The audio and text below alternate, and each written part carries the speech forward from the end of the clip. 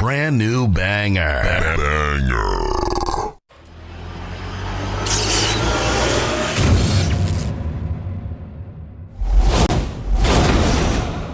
What is your hatred for John Cena? Yo, when Hulk Hogan takes a rock bottom better than you, there's a problem. There's a problem. My man. All right, so give me the camera. One rock bottom. Yo, no, it's more than that. Show, give me the camera. I got the fucking camera. Kenny, I'm gonna have to do it for you. I'm gonna give you the whole spiel. He came out as a prototype. Whatever. You know, he slaps Kurt Angle. Ruthless aggression. I'm not into that. Whatever. He comes out as a rapper. I'm like, okay, all right, I could dig it. You know, he's from Boston, so that's a strike. You know, us New Yorkers, we don't fuck with Boston too much, but you know what? I'll look over that. He's doing his thing. Something original. Some I could, you know, there's something different. It's entertaining. Comes around, and my man has a choice between The Big Show, Kane, or Shawn Michaels. And he gives the most pussiest promo I've ever heard in my life. I will never forgive this. And he's on some, well, you know, I don't want to fight The Big Show because, you know, he's a huge guy, and, you know, you got the big red machine. Who wants to fight him? And Shawn Michaels is a legend. Fuck that, bro. You already beat all these motherfuckers already. Her return on SmackDown. Okay. So I definitely read some rumors about that. Because for whatever reason, and I don't know Cody's reason, you turn around and go back, and people are gonna be, you destroyed thrones, and you go back? We have been doing this shit for ages, and he still doesn't know how to take it right. Trust me. That's it. I got you. My man, he collapsed with the kick. That's what I was That's the way he didn't collapse during the sun. It was the kick. He's not even in his fucking chair when he gets in this fucking thing. He's not even in his fucking chair. Yeah, but he there goes, oh! There he goes. Both matches without the wrestlers were in the tape. And on that note, everyone, it's your friendly neighborhood. I stay loose, I stay hype. I stay loose, I stay hype. I stay loose, I stay hype. I could do this all night, cause I do what I like. Yeah, I do what I like. Yeah, I do what I like. Sipping goose, sip is right. And I go with the flow. Yeah, I go with the flow. Yeah, I go with the flow. Cause I know I'm the show. In the zone, here I go. In the zone, here I go. In the zone, here I go. Yeah, they know I'm a pro.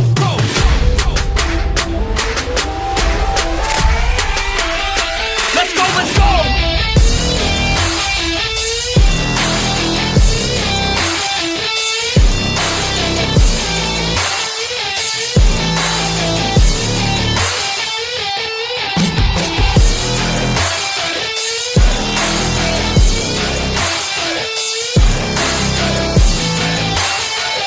Yeah! Let's go! Here I go, I get lit, I get hyped for this shit! Right.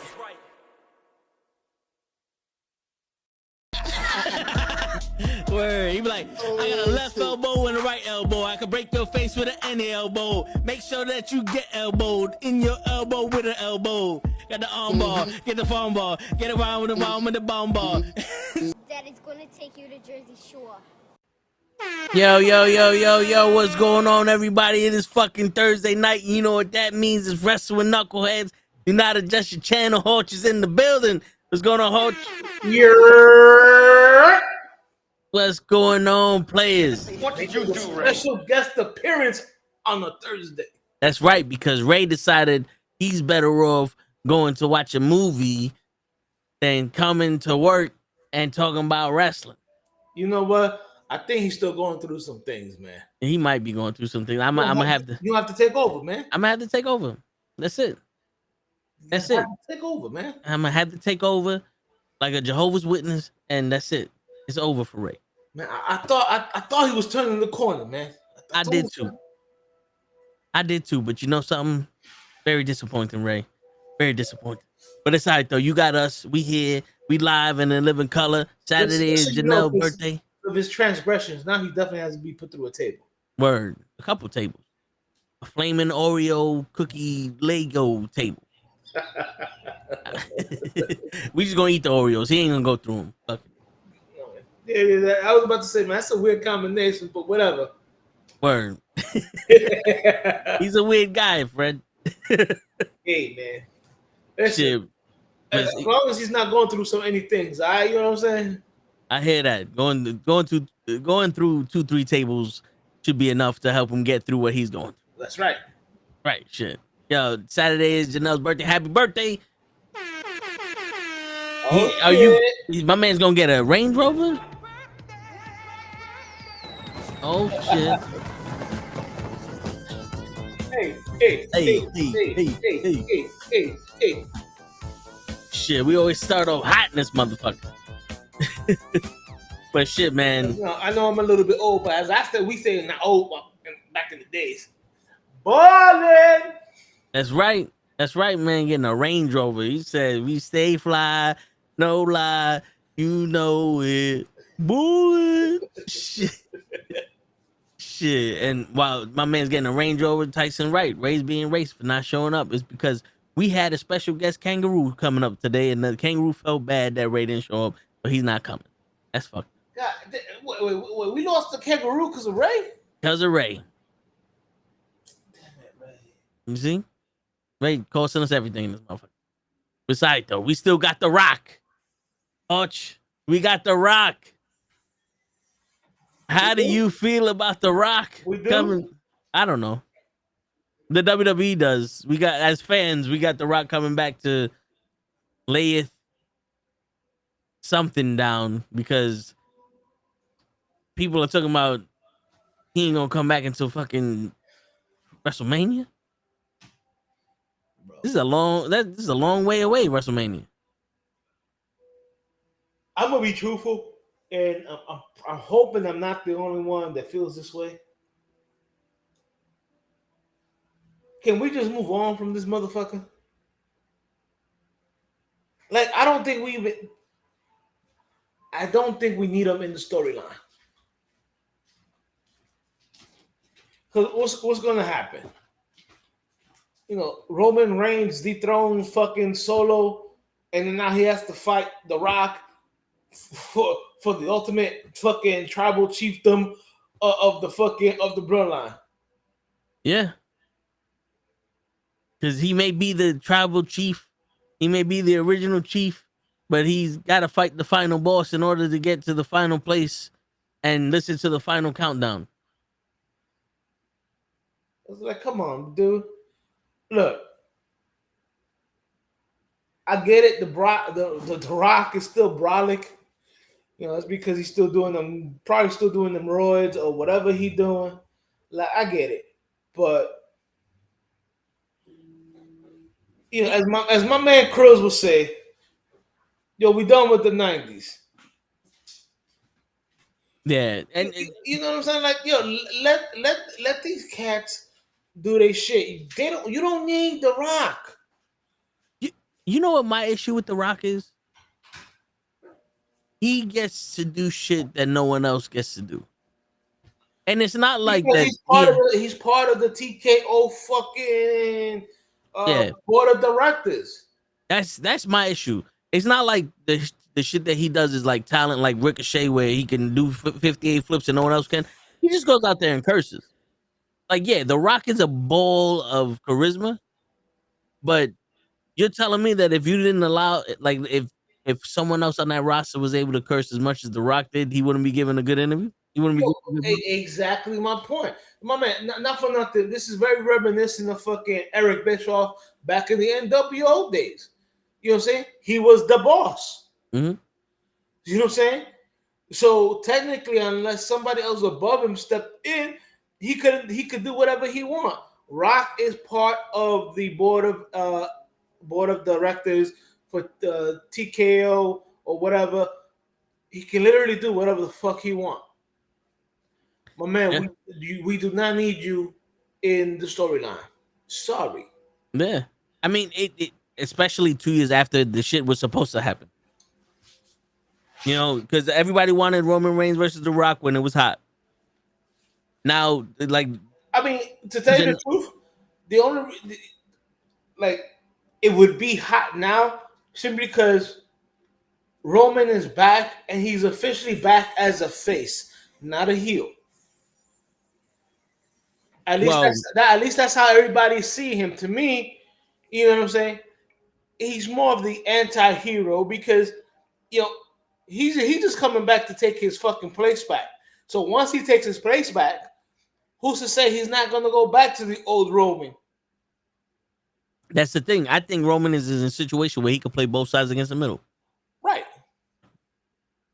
He can be a heel and a face. Why can't we push the new stars? My man, this family is huge. I mean, you know what I'm saying? Yeah. Like, I'm sorry.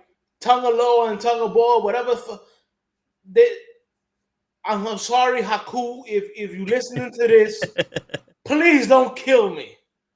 But they suck. My man, they got one of them looking like a fucking hyena, and the other one, and then the other one's fucking. They have him looking like Bot City. Yeah, my man is low blowing and uppercutting somebody at the same time. You know what I'm saying? And like, truthfully, you can see the difference between the original Bloodline, where you had Jimmy and Jay, and even Sammy, who the only thing that you can say is that Sammy was able to get these niggas to break character, because he even got Solo to break character. Yep. You know what I'm saying? Laughing on fucking TV when they're supposed to be serious. Sammy's a funny dude. I'll give him that. Mm-hmm. But my man, you have these other guys that you brought in to be, more meaner than the original Bloodline, and one looks like a hyena, the other one looks like a fucking like Bot City, USA, and then you got the savior in Jacob Fatu. Because I'm sorry, Solo, to me, give Solo maybe 2 more years, and he will be better, or at least he should be better than he is now.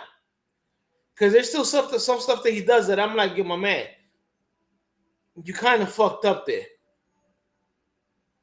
You know what I'm saying? Like when he does his Samoan spike, like my man, look how you do it, and then look how my man, who passed away, Umaga used to do it.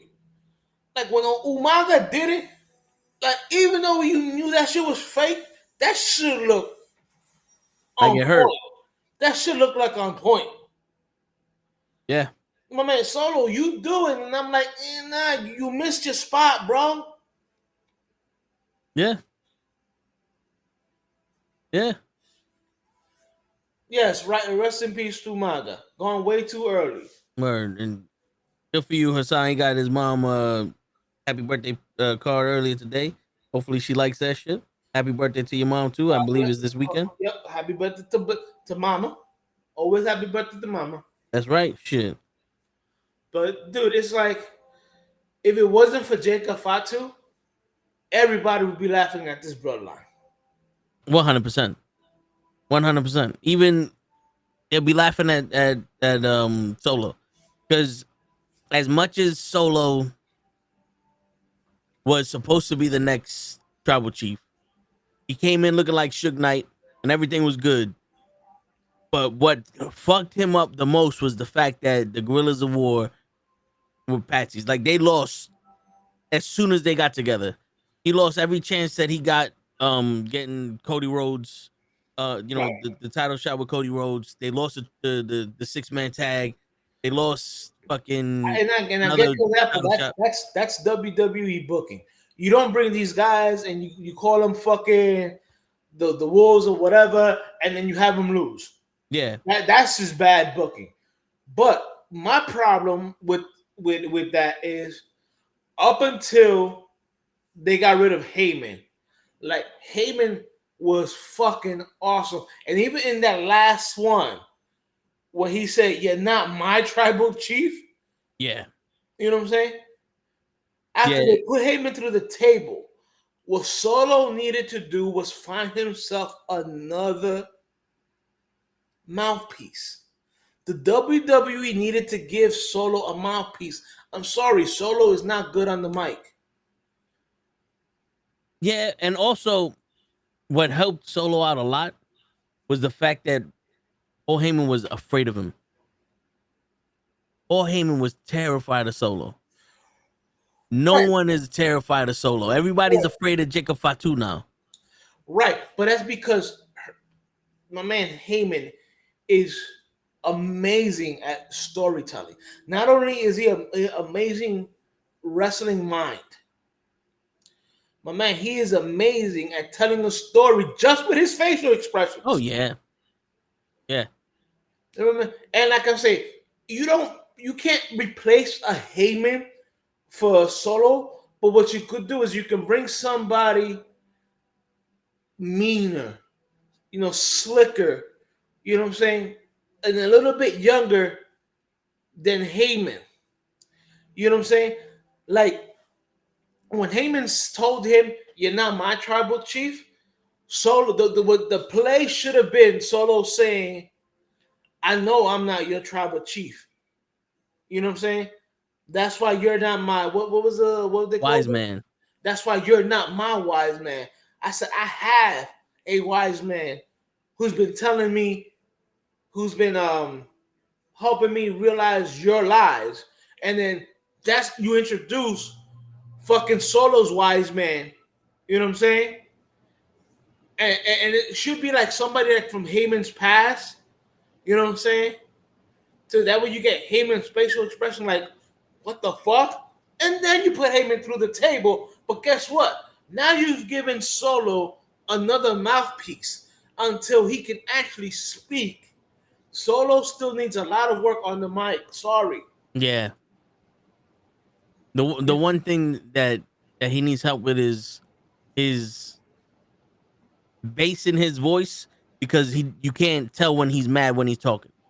The thing about Roman is that he slowed down his speech a lot.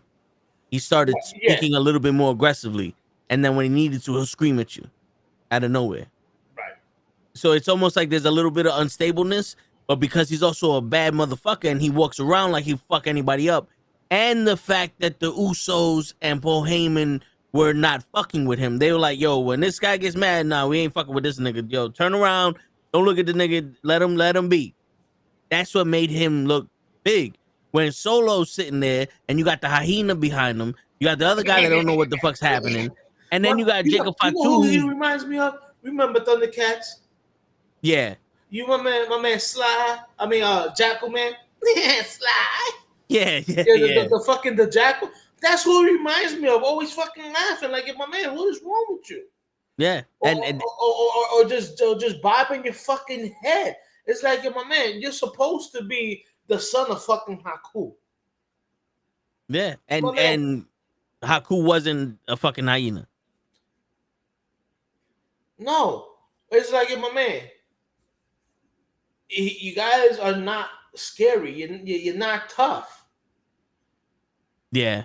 My man, Jacob super kicking motherfuckers with a fucking boot on and fucking still moving as fast with a boot on than when he wasn't. It's fucking amazing. Yeah. And those are the things that are not happening for Solo. He's not having these little intangibles that make him fucking look dominating and fearful and all this other shit like he's a boss. It's not translating well. He has the look, he doesn't have the presence, and he doesn't have the feel. And with him losing all the fucking time, he doesn't have the backing. Because to be honest with you, no one wants Solo versus Roman now. No one wants it. Because if Roman wins, everybody's gonna be like, yeah, we saw that coming. If Roman loses, everybody's gonna be like, okay, why? Yeah, your man right there is he's making the Snarf. Snarf. Yeah. Lionel's what's it called? Babysitter, basically. He was his technically he was his like nanny. It was funny, but when does Jacob turn on Solo? I think if The Rock does take over the Bloodline 2.0, I think that's when happens. That's when that happens, because not for nothing.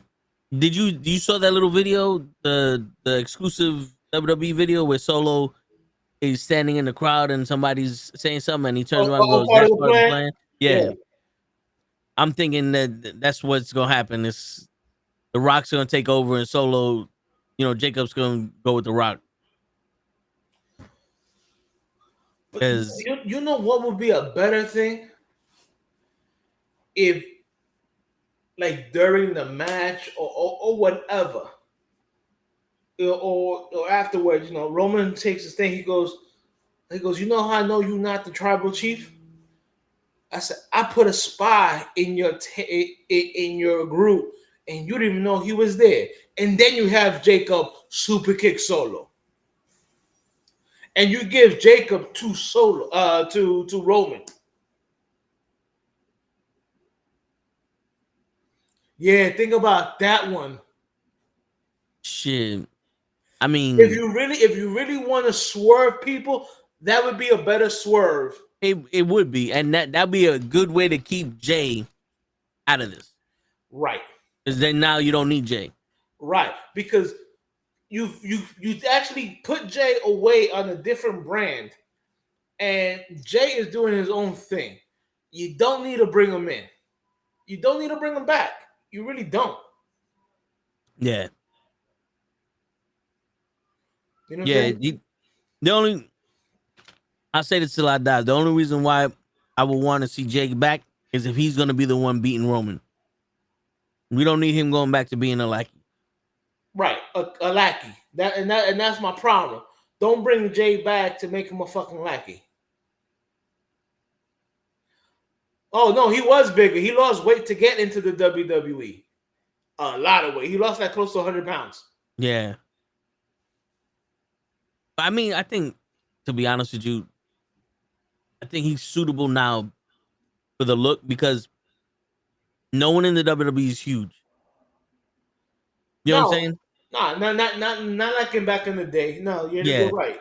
So he fits in with the size of everybody. He's not overshadowing people with his size. He's doing it with his personality and his demeanor, and that's something that's defeatable. You know what I'm saying? Like if it was Umaga fighting Cody Rhodes, I'm sorry, I'm never gonna believe Cody Rhodes beating Umaga.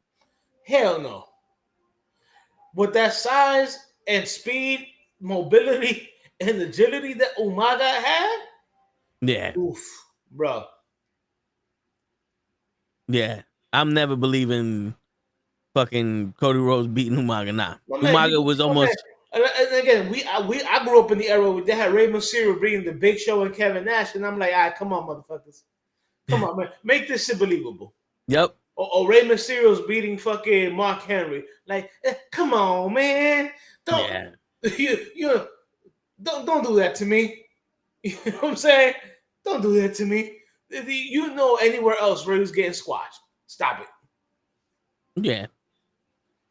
That But if you really want to, like, really, I guess the best way to say is, because even though right now SmackDown is the brand show, it's not even Raw, it's SmackDown. And I still don't know why. Bro, I saw Raw and I was like, yo, this shit is ass. Yeah. And they try to pull out all the stops because it went 2 hours. They try to pull out all the stops, and I've been saying this before. Like they already wiped out their celebrity card for WrestleMania, and all these comebacks and all the other shit. Now they have to produce actual wrestling, and they're not producing actual wrestling. Like this whole shit with Rhea Ripley and Dominic and Liv and all that. That's cool. Why? Because we want to see Rhea Ripley. We want to see Rhea Ripley on TV. So anything you got her doing, we want to see it. Correction, I want to see Liv too. No, yeah, but no one wants to see Dominic. They could have put a monkey in there, and they probably would have got more ratings. You know what I'm saying? But you know what? Yes or no? Because Dominic, and I know a lot of people don't like him or whatever. I know, but he still has that heat. Like motherfuckers still will boo him to not hear him talk. You know what I'm saying? That's when you know that you've done something that very few people have done. Like he is literally the polar opposite of the pops that Stone Cold used to get. Yeah. You know what I'm saying? And the fact that he has kept it ongoing this long is actually detriment to the storytelling. Now, Le will tell you, fuck no, I hate that motherfucker. I hate you. You know what I'm saying? But I don't think it's him that's keeping that heat. I think the fans are just right. That became the thing. As long as he is in anything that Rhea does or Liv does, he's going to keep catching that heat. Yeah. You know what I'm saying? And let's not cut the crap. People still going to boo him because he turned on his father. Oh yeah. You know what I'm saying? And he got with the hottest chick in class. Both of them, because Rhea and Liv, damn. Oh yeah, don't get it twisted. Shit. You know that's Junior. Shit. Liv get it too. You know don't be shy, girl. Links down below. Hey, yo, she from the tri-state, baby. She Jersey. Hey. So that's strike one. But it's all right, though. We can get that back. Nah. If she was from Boston, that would have been a strike one. That's true, but we got to go over that bridge. Going over the bridge ain't no problem. Coming back is the problem. New York don't like people who leave. Motherfucker, you got to leave when you go to Queens or into the Bronx. But shit, the Bronx, there's no toll in the Bronx. We just get tickets and harassment. That's right. Shit, they try to keep us in the Bronx. She let Enzo Amore dig in them guts. Wait, what? She was going out with Enzo Amore? Yeah, her and Enzo were actually a thing. She was on cocaine or something? Not for nothing. Enzo's a charismatic dude. He knows how to speak to the girls. I mean, knowing how to speak to these women is half the fucking battle. That's true. And one thing that Enzo could do, because he couldn't wrestle, one thing he could do is that he had the gift of gab. Yeah. I'll give him that. Bada boom, dumbest guy in the room. Yeah, yo, not for nothing. AEW Dream. I didn't know they were still dreaming, but yeah, that's this weekend. It's a pay-per-view. They don't do any build up to any pay-per-view except for Wembley, and that shit went from being the big shit to nothing. And I'm sorry to cut you off. You know why I don't think? Because I was watching, what was it, Explosion or whatever? Dynamite, whatever the fuck shit is called. I mean, at this point, it might as well be called Explosion. Bro, I'm looking at that, and then they're talking about the matches at Dream, and I'm like, yo, my man, the only match you guys are really promoting is the women's match, because you guys had like a four-way dance or a triple threat to determine who's gonna challenge fucking the new women's champion, at Dream, and I'm like, okay, and I'm like, yo, none of these other matches have anything to do with what you guys are doing at Dream. Nope. Like, you guys literally, they are repeating the sins of the past. They are doing the same thing that WCW did. Oh, yeah, WWE has because I tell people what's that, what is it, 83 weeks? Yeah. I mean, the WCW was killing WWE because of the storyline, and then the storyline became just over fucking used, and they're like, okay, we have better wrestlers than you guys have, but you're not telling a fucking story. And if you are telling a story, it's a story that you've done already 3 times in the last year. All you did was change the fucking characters. Yeah. And and the shit is, it's always last minute booking, and none of this shit makes sense. Like, I don't know why Jon Moxley needs to fight Bryan Danielson for the title when Swerve was the biggest thing they had. Darby Allin was wrestling some fucking body, and now he's wrestling Brody King out of nowhere. Why is Mark Brusco, the Brusco brothers, why is he, Briscoe, there you go, my bad, Briscoe wrestling Chris Jericho? Like, I got the card up now. Like, to be honest with you, and Hangman Adam Page versus Jay White, where that came from? Like, they pulled that shit out their ass. Like, I don't even know who the fuck the Beast is and Hologram. And why is Swerve? Why is Swerve coming back at Wrestle Dream to talk to people?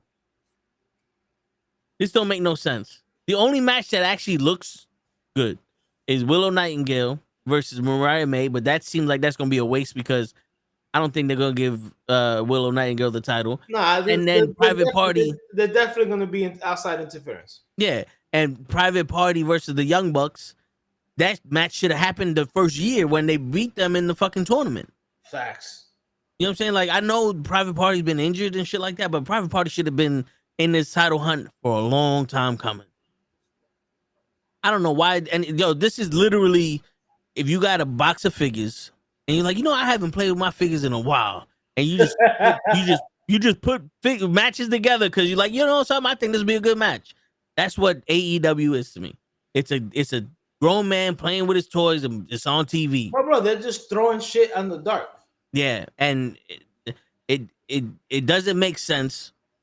And I would like for my shit to make sense. I don't care how good the match is going to be. If there's no reason for me to watch it, there's no reason for me to watch it. Just like the Tyson and Jake Paul match fight. The only reason I had to watch that fight is because it's on Netflix. If that shit was on pay-per-view, guess who's not watching it?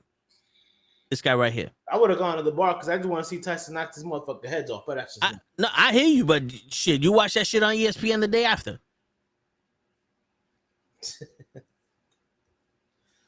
I don't know. My man, was it Chengiz Khan? Not for nothing, bro. You sound kind of jealous. Talking about Liv Morgan and Enzo. Now you're talking about Penelope Ford? Yeah, with Joy. Was it Joy? Whatever. Janela? Yeah, whatever his fucking name is. Man, listen, bro. If either Ford or Liv Morgan came up to you and said, "Fuck me," you're not gonna be thinking about who they used to fuck. You're gonna fuck. Shit. If they would have said, "Yo, can you pass me that pencil?" I'd have been like, "Hell yeah." Fuck you think this is, girl? Shit, you mine now. Shit. Wrestling got some of the most beautiful women in the world. They do. Shit. But it's like and I'm not picking on you, Con, or whatever, but just like motherfuckers that say, "Oh, I will never date a porn star," but you fuck one. Mm-hmm. And something, that's bullshit. That's bullshit. Like, I would never date a stupid porn star because there are some. You ever see some of these girls in the interview? They just got no brain whatsoever. Yeah. But that just comes naturally to women. We just turned into Toe in the Show real quick. This Toe in the Hot show real quick for everybody that's listening. But that's just not any stupid woman, whether she did porn or not. I don't think I could handle because she don't got a brain. But if she was sensible, smart, so what? People fuck. And back in my day, we used to send pictures of our dick and all that other shit to girls. So everybody saw your hoo-ha. What am I going? I'm gonna go kill everybody that saw you naked. Everybody's fantasizing about you, and I get to play with you for real. Come on now. That's like saying, I don't know if I would date a porn star. I'll fuck a whole bunch of them. Yo, I'm telling you, listen, man. If it depends on which one, because some of them got a piece, got a part, a fucking piece of me. Poch. I grew up with some of these girls. Right. And some of them got a piece of somebody fucking else in them. I hear you, but that's like saying I'll rent the Corvette, but I ain't gonna buy a Corvette because everybody like the Corvette and everybody want the Corvette. Everybody, your fan. But there's a lot of mileage on that Corvette. It's still a classic, baby. You know what I'm saying? You drive down the street with that Corvette and everybody else gonna want it, but they can't get it because you to play it. Well, actually, they have enough money they can get it. But not your Corvette. Yeah. She's literally getting paid to have other people ride in the Corvette that is mine. So yeah, no.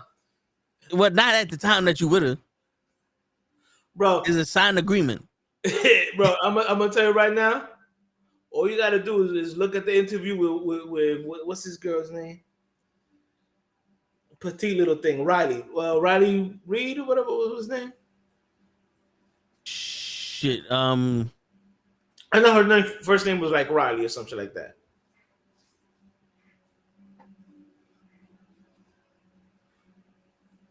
Yeah. Hold up. This is Instagram, people. Her? Yeah, her. Yeah, Riley Reid. Yeah. She was dating some dude, and she literally an interview talking about he broke up with me, and I felt upset because I would come home and he wouldn't kiss me. And I'm like, okay, bitch, if you're doing the gangbang and everybody in that gangbang is busting on your face, I wouldn't want to kiss you either. Yeah, but they basically just cleared out her mouth with all that detergent. No. You know, you do know that there's stuff inside there that's lubrication and cleaner. No. It fights off the bacteria.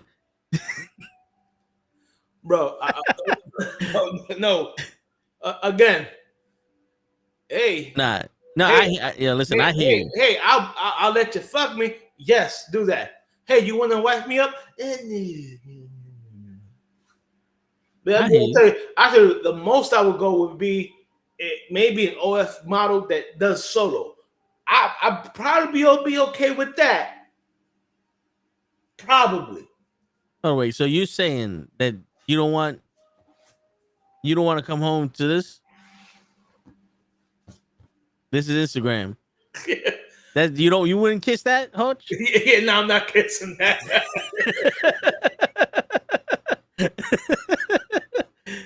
Shit, nah, I tell the truth. After something like that, you know how some people, when they deal with radiation, they gotta take those fucking showers and some shit like that. Yeah, I think after some shit like that, that's the only way you're gonna be able to get clean. No. Nah, I hear you, bro. I hear you.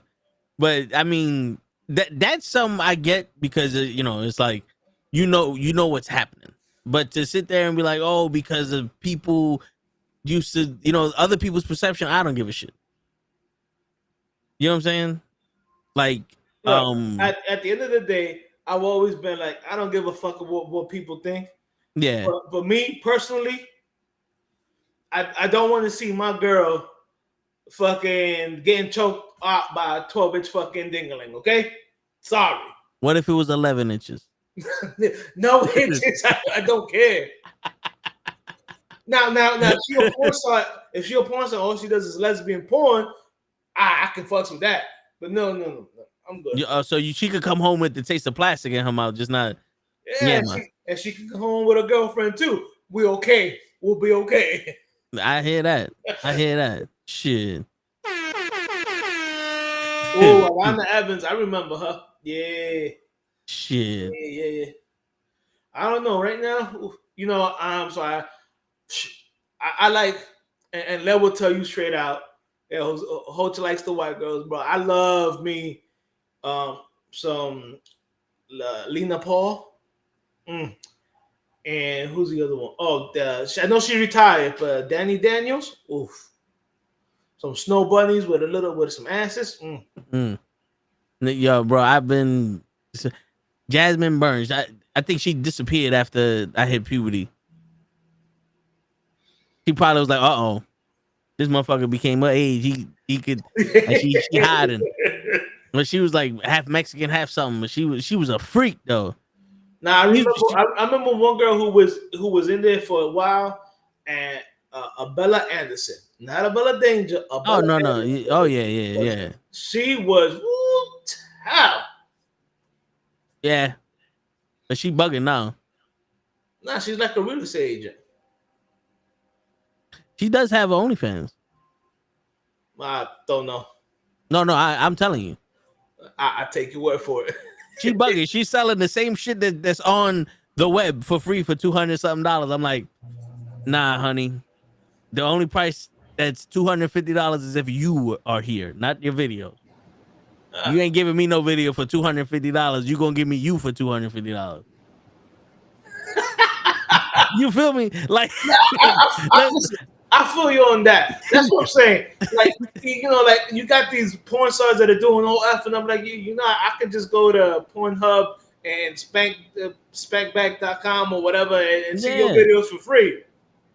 It's public documentation. The shit you did. My man Sarah J. He said Sarah J. got old, but her rack still the size of hot air balloons. Because, bro, the doctor worked on that one. Plastic don't crack. Yeah, let me tell you something. I remember Sarah J. and she had a fat ass, but her face was always busted. Yeah, she always looked as old as she was. Yeah.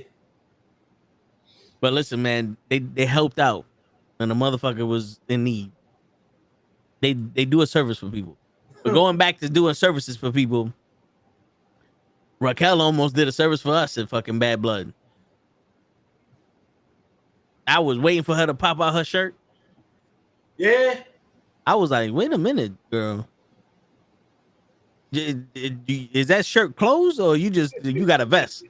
I'm like, shit, I ain't mind. Do your thing. I was like, But yeah, but she also came out a little. And I know everybody's talking about, oh, she came out too early and stuff like that. But I'm like, yo, what? You guys go over these matches, right? It was the ref's fault. The ref wasn't supposed to run down there. That's what I heard. But also, if you look at it, when the ref ran down and she hit Rhea, the ref did the oh shit and turned around and went back to the ring. Yeah. But I think that was the ref's fault. It could be. It definitely could be, because I'm looking at it and I'm like, yo, you guys, they rehearsed this. So I don't think she came out when she wasn't supposed to. I'm thinking to myself, yo, something else happened. And now that you're saying that the ref wasn't supposed to be there, he was supposed to be back in the ring, I guess, looking at Liv, because Liv was supposed to like get his attention. Yeah, well, then that'd probably be on him, not on her. Yep, because you notice she covered Liv after the bell rang, because I don't think they were supposed to ring the bell. Yeah, and everybody's like, oh, what is she doing? The referee, pretty much throughout the match, but whatever. Yeah. I'm happy she's back. I just like the fact that they're actually keeping this chick going, because there's nothing else to do. Well, think about it. What is there on Raw?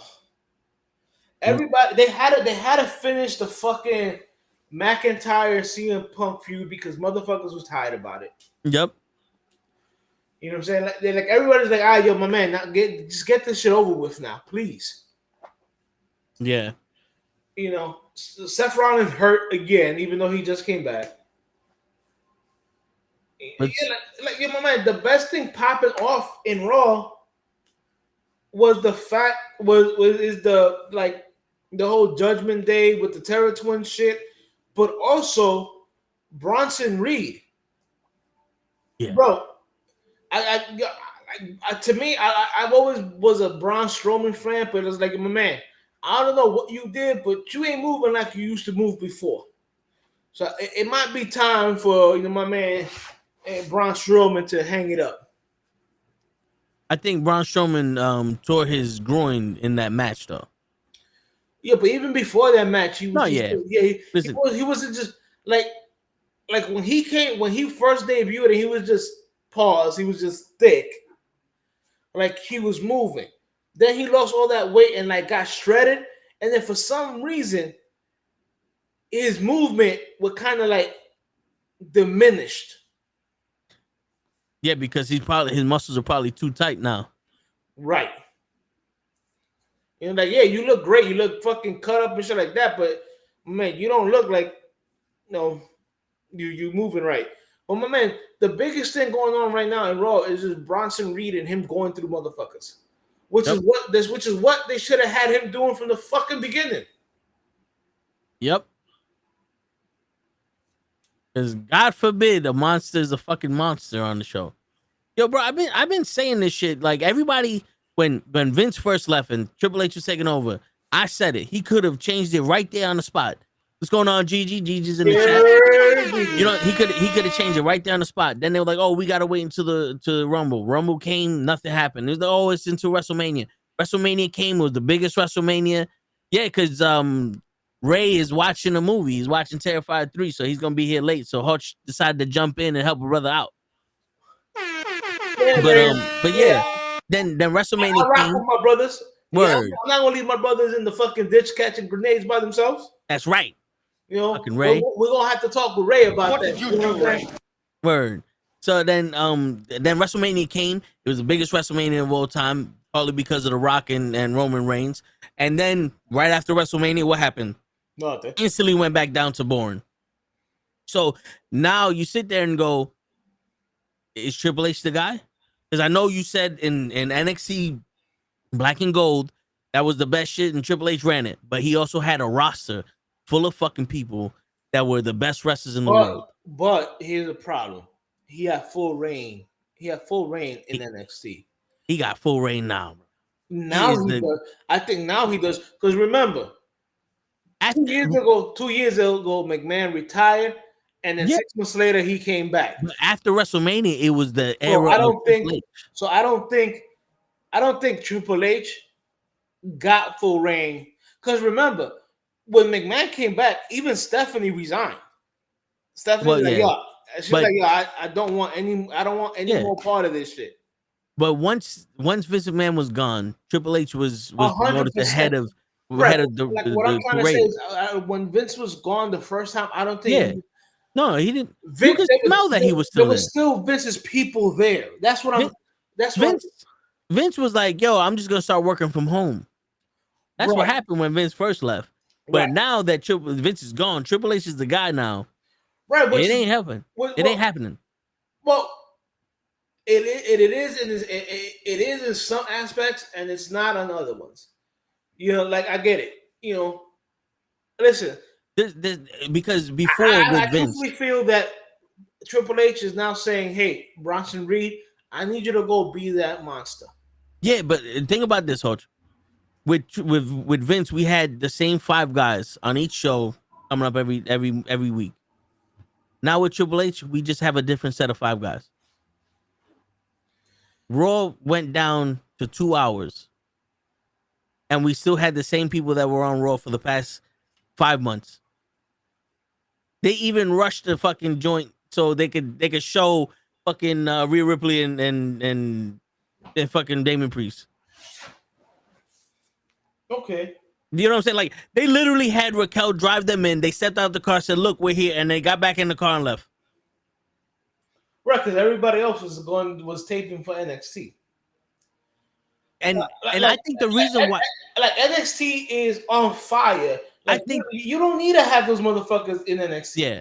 But I think the reason why NXT is successful, it's not because of who runs it. It's the fact that every couple of months, every 2 months maybe, we get a brand new set of stories. So when Roxanne is the champion for this long, she wrestled everyone on the roster, and they're bringing new girls on the roster because every month or every 2 months she got a new opponent. We're not watching her wrestle the same person from January to now. Where fucking ever since SummerSlam, Damian Priest has been wrestling the Judgment Day. He hasn't wrestled anyone else but people in the Judgment Day. Rhea Ripley, the same thing. We haven't had a women's championship match between 2 other people besides Liv Morgan and Rhea Ripley. You're right. And we've been having those bullshit ass tag team matches with the women, and those look like they're going, "Oh shit, I'm supposed to be wrestling tonight?" I mean, and I'll give you that, but at least in the women's division, not for nothing. You know what? The triple, I said the triangle between Bianca and Jade, Damage Control, and the Unholy Alliance, which Isla Dawn, god damn. You know what I'm saying? Yeah. Like, even though it's been like between them 3 just constantly, it's still been good. You know what I'm saying? Like, it's still been watchable. Yeah, with that rotation. You know, and like now you can start to see that now they're starting to. I think this week you actually started seeing that. Okay, now they're gonna start moving away because they were building the other. But I'm looking at the other women on Raw, and you got Shayna Baszler with that other brolic chick. Zoe Stark. Yeah, Zoe Starks or whatever, and now they teamed them up with Sonya Deville. So they're not really a tag team; they're like a group. Yeah. And then, because I was watching the 5-woman, I guess, tag match they had there, and I'm like, bro, the only team that's there is fucking Zoe Starks and Shayna Baszler, and everybody else is just a throw-in, a fill-in. Yeah. And they're trying to make Valkyrie the new Becky Lynch. No, don't. Let her be her. You don't need to make another Becky Lynch, please. Because, and I'm going to be truthful, and I don't know if anybody else agrees with me, and frankly, I don't give a fuck. The whole I'm the man Monica shit was cool like a year or two ago. Now, anytime she does that, I'm like, yo, man, shit is fucking annoying. Yeah, it's over with. You're not the man no more. Like, I know you're a big Sasha Banks fan. Or Monet or whatever. Yeah. You know what I'm saying? But I'm realistic. I understand. You know what I'm saying? It's like, yo, she's gone. So it's like Charlotte's nowhere to be found. Yeah. And she was hurt, I think. Yeah, she's been hurt, and I think that she got re-aggravated something. But maybe she pulled an ass cheek muscle from an ass she don't have.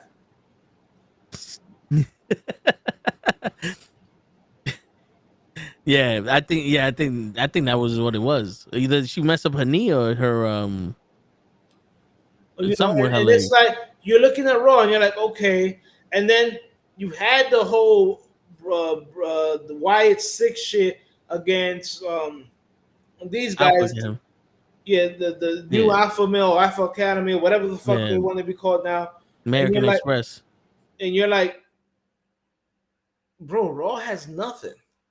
Yo, I think they fucked up with the Wyatt 6 and doing that street fight, and then out of nowhere they're gone, and they're showing fucking the QR codes, and the Alpha Academy still walking around like nothing happened.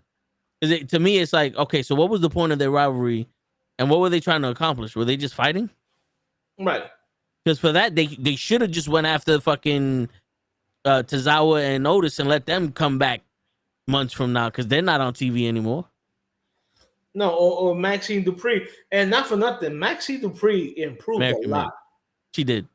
Because I remember when she first had her first solo match and people were in a house show and people were fucking booing her. And then I look at her and I'm like, bro, you guys do know that she's still like in training. Yeah. But yeah, like it's like, yeah, why have the feud with Chad Gable and his stable? And now bars. Huh? I said bars. Chad Gable and his stable. Okay, I see you, Hutch.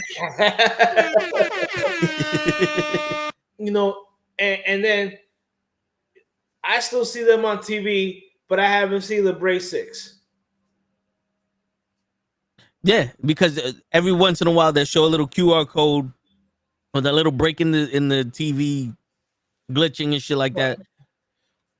But Leon, that's not going to be interesting anymore. Yo, Leon, to tell you the truth, I appreciate a wrestler like Otis. It's called comedy relief. You know what I'm saying? Do I need to see him every week? No. But throw him in there every once in a while. Yeah, and he can also go, but oh no, he can definitely go. But and I think that sometimes the WWE sticks somebody with a character, and they're like, "No, we want to keep you there." But Otis can go; he can definitely wrestle. Word. But I'm looking at it, and I'm like, "Yo, okay, who is the Bray 6 gonna go after now?" Tyson's saying they might go after the Miz because they had glitched the TV when the Miz was on TV on Monday, but I don't know. They're being very cryptic with their shit, and the Fiend, when he went after people, he ended them, and you didn't see them for a little while, and then he went after somebody else. Here, I think this is why Rotunda was on some I'm gonna do shit my way because the shit they were saying was gonna take too fucking long. Right. Now here's the other thing is, do we know if Alexa Bliss is even coming back? I don't know because I know she gave birth to a child and she was hurt or something. I think I know they teased that she was in training, but I'm like, all right, whatever. What does that in training mean? That she's on the fucking elliptical?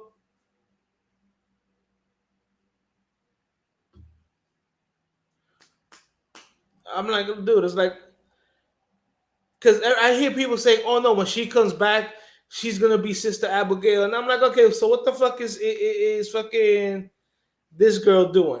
I thought she was Sister Abigail. Oh shit, their child is called Hendrix, and he was born on the same day as Jimi Hendrix. That's crazy. She's coming back. She's been trained. Yeah, but you know, this is the thing, though. What are you gonna do with her? Yeah, and if they do put her in the Wyatt Six, I think you start building the Wyatt Six up now because it's only going to be less lackluster if they're sitting in the back waiting for her. They need to have that shit established, and she comes in when they're already established to make them stronger. Because when they're sitting there, if they're gonna go after the Miz, why are they gonna go after the Miz? Because he turned his back on our truth. Like, what are we doing here? Because there was no punishment for Chad Gable. Was saying that the Bo and the Miz were in the Miz Taraj shit. And I'm like, all right, whatever. That don't mean shit to me because that shit was like 5 years ago, bro. Then he should have went after the Miz first and not after Chad Gable. 100%. Like I don't understand why they went after Chad. I don't even know why they put Chad Gable in the back room and then made him look like he was shot in the face. Right. And then next week he's back. Yeah. Saying that he's unkillable and shit. No, the only unkillable motherfucker was the Undertaker. Come on now. Word. He came back and he was scared of shit or whatever, but he came back like he had no ill effects. Like you the way that should have been portrayed was if he survives that, you have him like in the wheelchair, and you have Otis and them like wheeling him around, and maybe he acts like fucking Jim Carrey character in like in Ace Ventura or something, for like a couple of weeks, but then you show glimpses of him like smiling, and shit, like him building a plan or something. But to have him come back on the next Raw or 2 Raws afterwards, and my man is looking squeaky clean. Word, because that shit looked like a bullet hole. My man, it wasn't a scratch. He showed no ill effects. I agree with you. I believe they already ruined the Wyatt Six. Yes, because what I was thinking was this: they metaphorically killed him, right?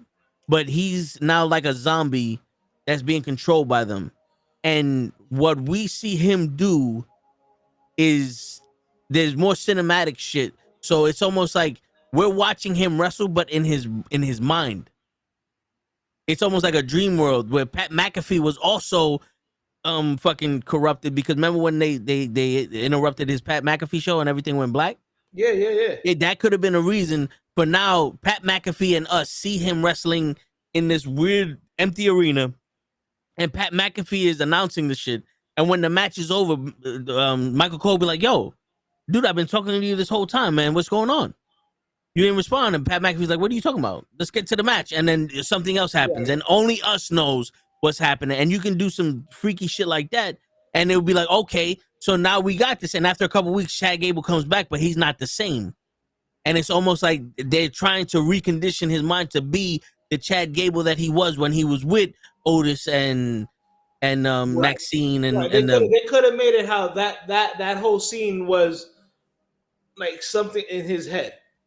Yeah, and then but also be like, but was it? And still have little vignettes where he's leaving the scene like the hallway, whatever, and you see one of the Wyatt Six just like leaning up against the wall, just there, not doing anything. You know what I'm saying? Yeah, just something to torment him. My man, like right now, I'm like, okay, you build them up build them up, and I'm like, okay. I'm like, okay. Yeah. Like, what are you doing? And I think pace walk, but yeah, what's happening here is the WWE's doing a lot of that shock value, no substance, because they're trying to get that whole let's bring people in with fucking Nicki Minaj and not our wrestling. Okay, I'm glad you said that, and not the he that was on Raw. Bro, that's not even I get mad when that happens. Dude, I literally every time I see that thing, I want to throw up. So now what you gonna do with them? We don't know. I don't know. They're doing these little codes like they left for good now and shit. Which, to be honest with you, I think it would have been better if now they separated and they had their own agendas, because Bo Dallas was with the Miz, Siraj, but you know who else went after the Miz and didn't really do nothing after that? What's his face? The mute. He's one of the Wyatt. Yeah, he's one of the Wyatt Six. Yeah. Demas, was it? Shit. It started with a D. Demas, the guy that was dating that they put in the love triangle and the love fucking story with that girl India or whatever. Yeah. He got married to her. I don't know why I'm thinking Damian Kidd. No, it's Demas or something like that. Dexter Lumis. There you go. Lumis, yeah. You put his names together, Demas. Yeah, Dexter Lumis. You put Dexter Lumis back with the Miz, right? You put all right. I know these motherfuckers' names, but bear with me. I ain't had that much sleep. The superhero. Who you Nikki Cross. You put Nikki Cross, you put her, you get her after anybody, but you make it as their normal characters. No, but you could have her go after when she was with the fucking superhero shit. She was a tag team with them, and then he crossed on her. I know what you're talking. Fuck, I forgot. Yeah, I know, but yeah, when she was the superhero tag team. Yeah, you could have her go after somebody, and Eric Rowan could go after Braun Strowman now that he's whatever the fuck. Or Bronson Reed. Yeah, another monster. Yeah, like, you can see what you're saying. Like, let them go do their own thing, but still have like traces of the Wyatt Six characters, like pop up here and there. And then when wherever the next target comes in, I guess you can have those characters disappear again, and they become like the Wyatt Six again and stuff like that. Yeah, but like now they're gone, and you're like, okay. You can even bring in new, like the people that are on the roster that are not shown every week. They can come in and be terrorized and shit like that. You know what I'm saying? The Wyatt is going after the Cross. Yo, the carrying Cross, I don't know what the fuck he's doing. But at this point, it should be obvious what he's doing. But I don't know what he's doing.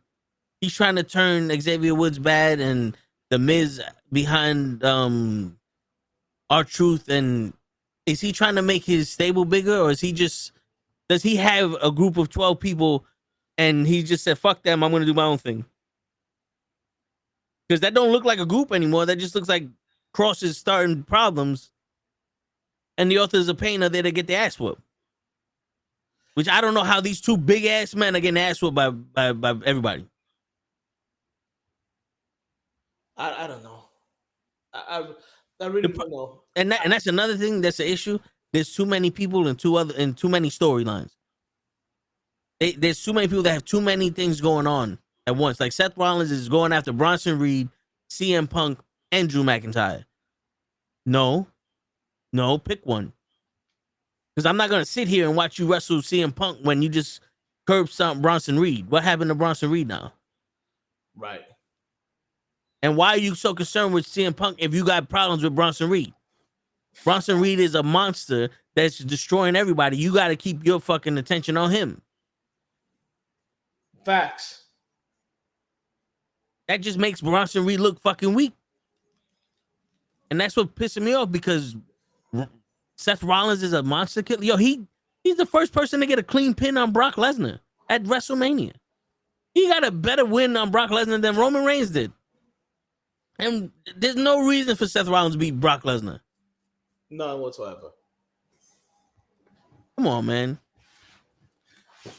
But I think you're right. I think they're trying to do too much.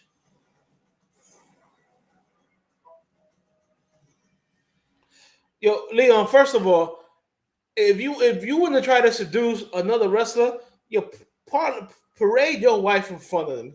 Because Scarlett Bordeaux is a fucking smoke show. Shit. Yeah.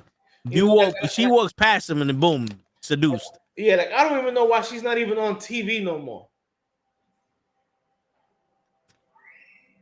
Well, they got 12 managers in the Final Testament. Bro, it's too much. I was a big Paul Ellering fan when he was running the War Warriors, Legion of Doom, whatever the hell you want to call them. Yep. But it's like, my dude, I think it's over now. Even in NXT, when the Authors of Pain were there, they were all right. They had good fucking matches. But then they went to go sell stock or some shit. And they came back to be patsies. Bro, how do you have this faction, right? The Final Testament. But they don't beat anybody up, really. Yeah.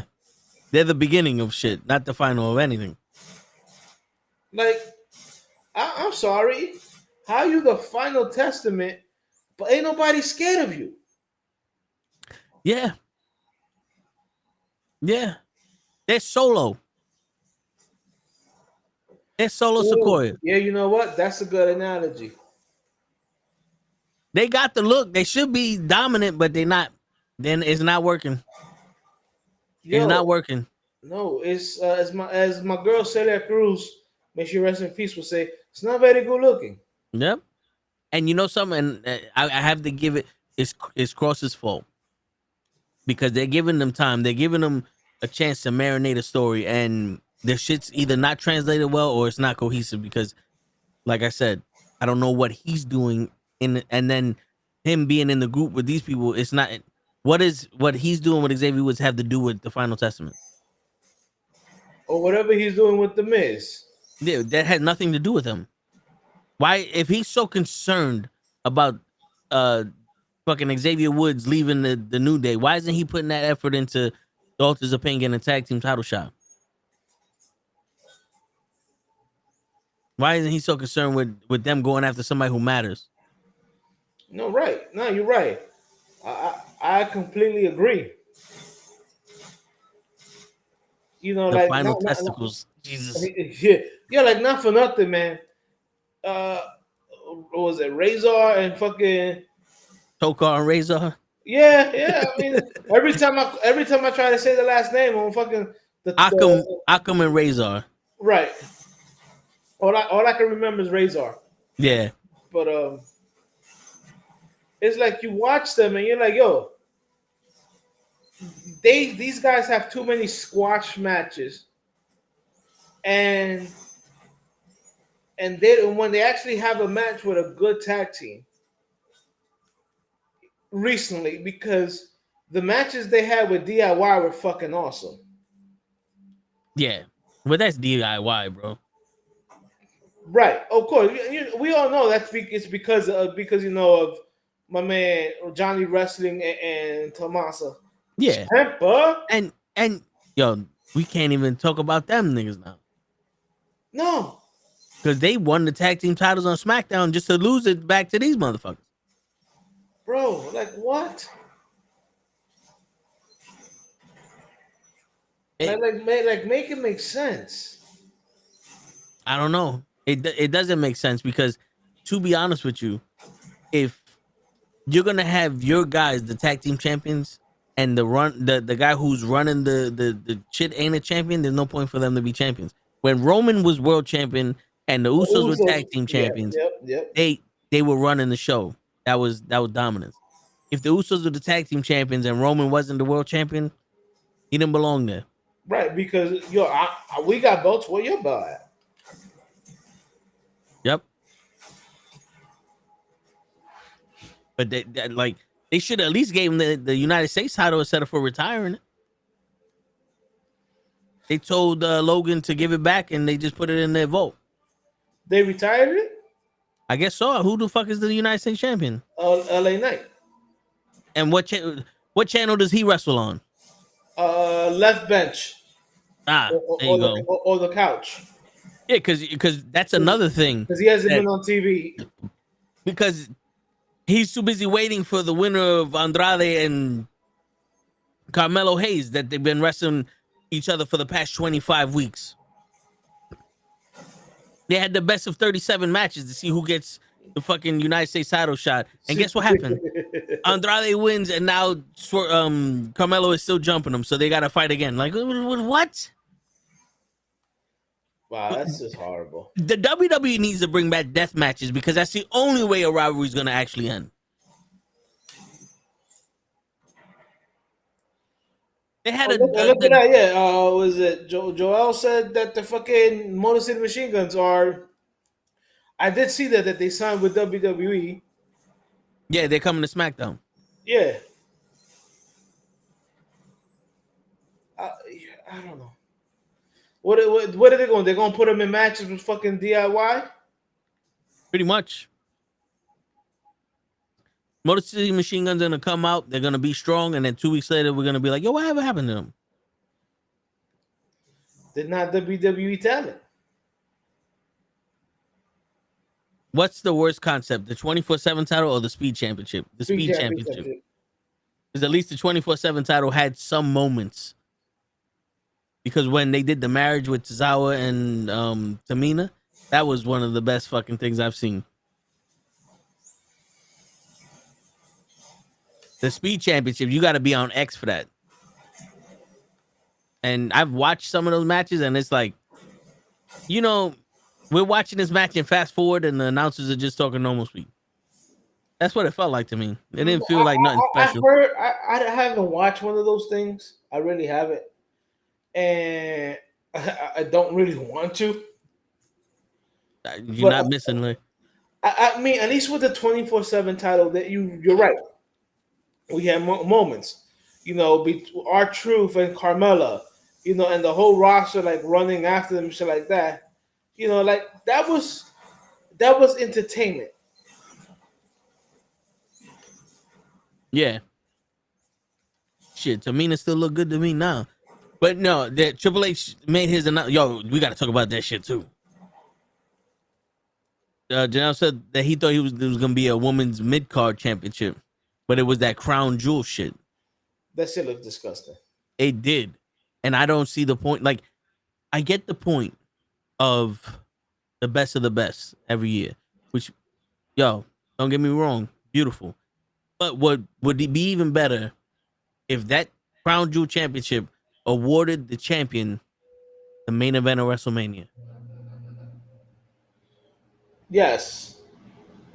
Because now they're fighting for something other than an ugly ass title. Yeah, they are. Yeah, you know what? That is a great concept. That is a great concept. Wow, yeah, you know what? Like Les said though, they try to make that title look like the title from Lucha Underground. Yeah, the Gift of the God, the Gift of the Goblins, Gift of the Gods, Gift of the Gods. Yeah. But yeah, look, I get Lucha Underground. They did it more as like a TV kind of show, whatever. Yeah. But even that shit, yo, the stories behind that shit were fucking amazing. Yep. Like the back scene shit, you know, that was cool. Like if either of the big players, TNA, AEW, or even WWE, would take a little bit of that concept. Like, I'm sorry, you know what I'm saying? I don't care about, you know, motherfuckers talking backstage, and then the camera shows up, and they look at the camera and acknowledge the camera. Like, no. Lucha Underground, like the camera would show up and the motherfuckers would keep on talking like the camera wasn't there. Yeah. You're like, that's the way you gotta do it. You know what I'm saying? Yeah. And bro, and it's not like they don't have the writers to make shit. You know, you would hope that these wrestlers will be able to show more of their personality. And to be honest with you, I think the women are starting to be more comfortable showing their sexuality, because before they seemed like they were more conservative. Now they're a little bit out there more. But the men are almost like, well, I'm just out here. Yeah. And I helped. That's the men's division in WWE. Because they ain't really doing nothing. Because, to be honest, they got their top guys. Gunther could have been making a lot of people right now look good. Just being, like, they're not world championship material, but they're definitely main roster material. And they could go after the Intercontinental title or just put on matches and we could see how good they are. And then they could grow in front of us. But no, he needs to wrestle Sami Zayn. Which wouldn't be bad had they not had done that shit with the the Intercontinental title. Yeah. Like, again, they're rehashing the story. It's like, all right, bro, we already saw this. We already saw this TV show. Yep. And I like when the champion goes, no, I'm not giving you a title shot. Right. And Gunther's like, yo, dude, I already beat you. Yeah, because you gotta earn a title shot, and two, you're not on my fucking level. So no. And let him earn it. They always doing this shit where if you call the champion a bitch, he's gonna give you a title shot. And I called Roman Reigns a bitch 4 years ago, and I've never got my title shot. And I'm Cody, you still a bitch. So I want my title shot. You don't need to earn it. You just need to call him a bitch. And you know who started that shit out? Vince McMahon. So who's running the fucking place? But Leon, we're not saying that Gunther's personality is good right now, though. We like his personality because he'll be like was it 2 weeks ago when Sami Zayn or whoever was talking about Bret Hart was his favorite wrestler, and Gunther goes, my favorite wrestler was Goldberg. But then last week during Bad Blood, he punks Goldberg. Like, that is great. We're not saying that. No, Gunther is great doing what he's doing. You know what I'm saying? I personally think they need to focus more on Gunther as the champion of Raw instead of focusing on CM Punk and Drew McIntyre. Yep. Seth Rollins and Bronson Reed. Like, you're my man. This man is gold. Bro, think about this. They just announced champion versus champion gets the crown jewel effect. And then they're going to set up a match between Goldberg and Gunther for crown jewel. Yo, dude, I've been saying crown jewel is the most expensive house show you're ever going to watch on TV. There's no reason to watch crown jewel. It's not going to extend any fucking storylines. No. I don't think anybody's going to lose their title. And if they did, they're just going to lose it back the next week, whatever. That shit is prostitution right there. Crown jewel is prostitution.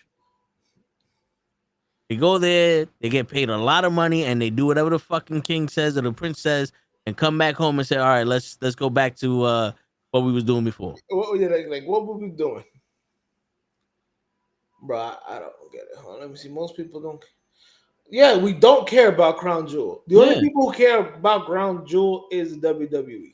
Yo, remember when crown jewel, it was Triple H and Shawn Michaels versus Kane and Undertaker for crown jewel. That shit was horrible. And I never watched it. I would have never known. Titus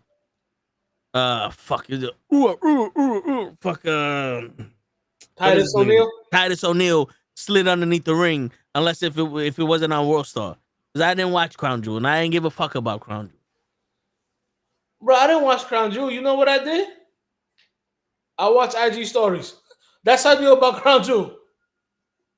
Yeah, there's so many people nowadays putting up shit about. You would think that WWE is the one that's spending $100 on pay-per-view to watch. Like, you know what I'm saying? With like, it's free to watch on Peacock, and everybody's fucking putting that out there. Like, if it's a Canelo fight, like, what kind of shit?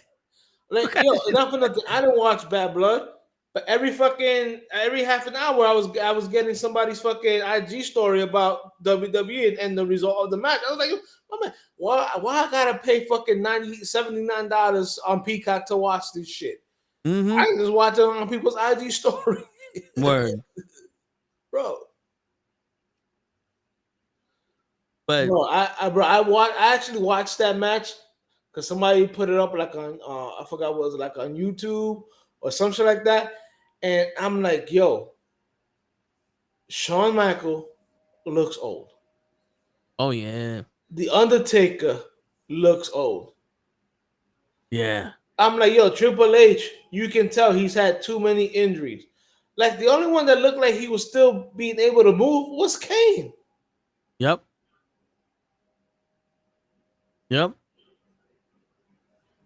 And that was right around the time when Kane was starting his political career.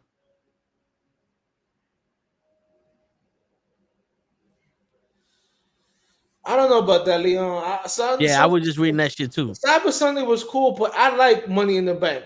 I could do without Crown Jewel and Backlash, but I like Money in the Bank. Yeah. Simply because I like the concept of, yo, if I get that briefcase, I can come in for a title shot anytime I want.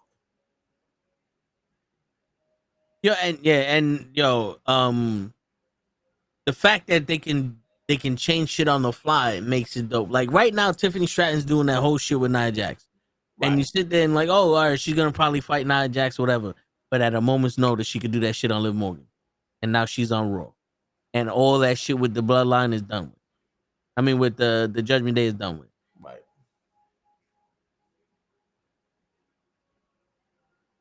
Wow. Kane and his little mask he was fighting with. Yo, yeah. I heard that mask was all four of them left out of breath, and they said, yo, because they were out of shape for that. That match literally was, yo, this nigga's giving us $1 million to do this. All right, let's jump in the ring. That's what it was. They didn't fucking train for that shit. My man goes, does Tiffany screw her out over at Crown Jewel? No, but I wish Tiffany would screw me. God damn, I love that. Yeah. And fuck the guy she's dating. Fuck that motherfucker. Yeah, whatever. Fuck it was Ludwig.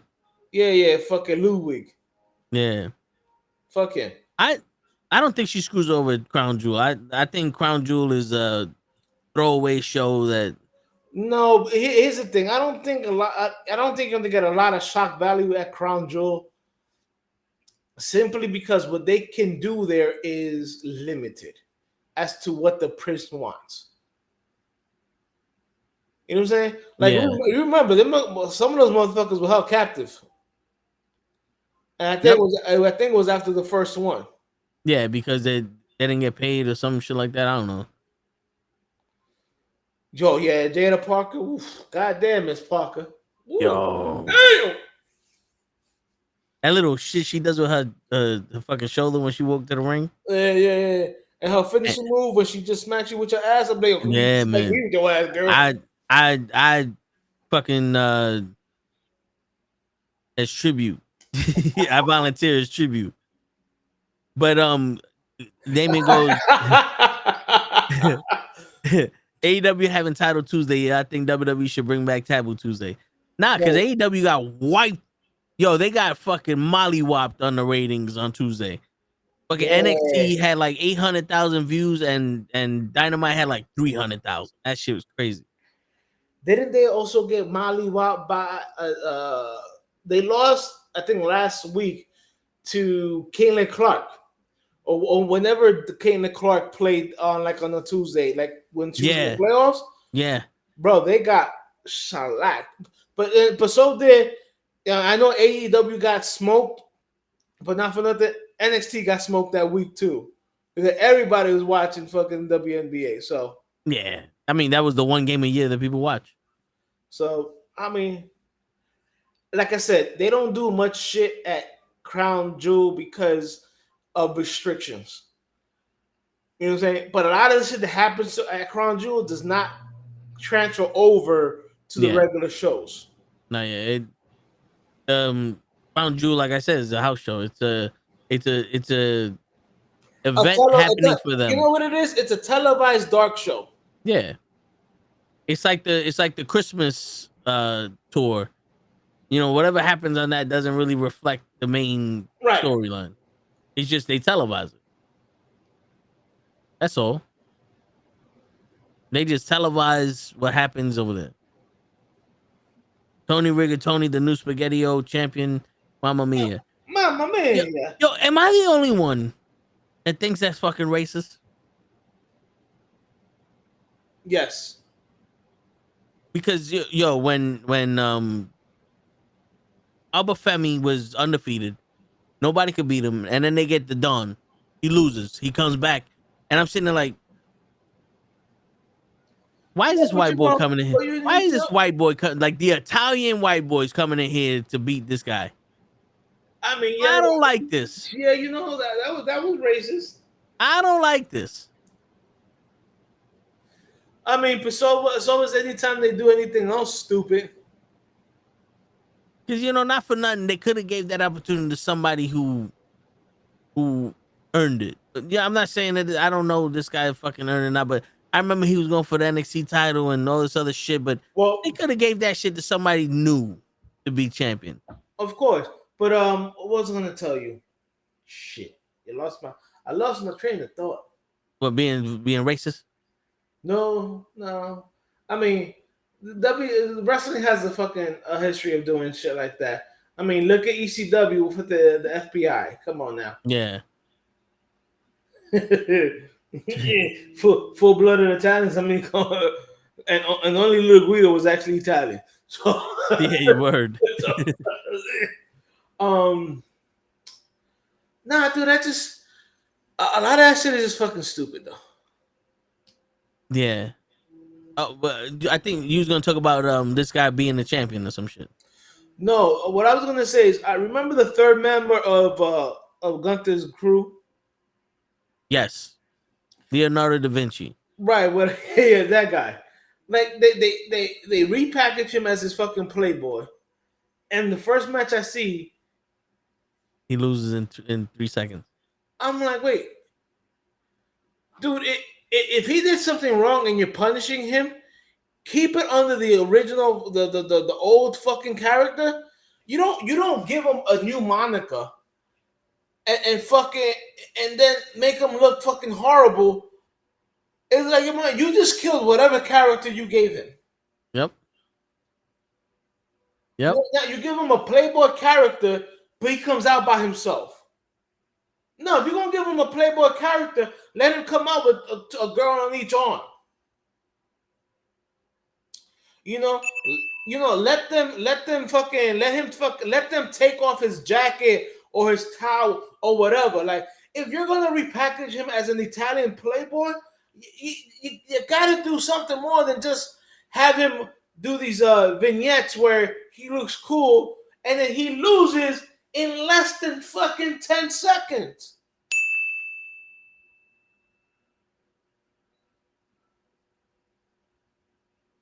Well, Leon, I need Bailey in my life. We can stop Charlotte and Becky, but I need Bailey. Bailey, I'm gonna be truthful, and I don't know if other people agree with me. Bailey, to me, out of the 4 women, can adapt to other situations that the younger generation is bringing. Bailey, I think Bailey right now is the best female wrestler we got because a lot of her matches, 1, they're trying something different. 2, there's always something innovative. 3, she did something with Nia that no one else had the balls to do. She was treating Nia like if she wasn't bigger than her, if she was just another woman in there.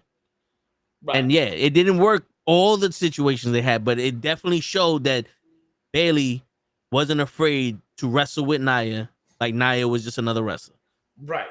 The match she had in the Hell in a Cell with Sasha Banks, they did a lot of shit that no one ever did in the Hell in a Cell. The fucking War Games match that she was in there with Damage Control, she did a lot of shit that they never did in the War Games match. the last man's the main event in NXT Brooklyn. That match Yes. was Yeah. you know, did a lot of this woman has innovated the female wrestling game to be a lot closer than the male's wrestling game when it comes to that whole discrepancy, because back in the day, like, but they can't wrestle. Now they can wrestle, and she's, in my opinion, the unseen leader in the movement of the women's wrestling being equal to men's wrestling. Yeah, you know, and I agree with that. And up until a point, I believe that Becky was good. But again, like I said before, when she got that I'm the man character, it was like all her wrestling talent went out the fucking door. Bro, she didn't have much. Her wrestling talent was as much as her jumping ability.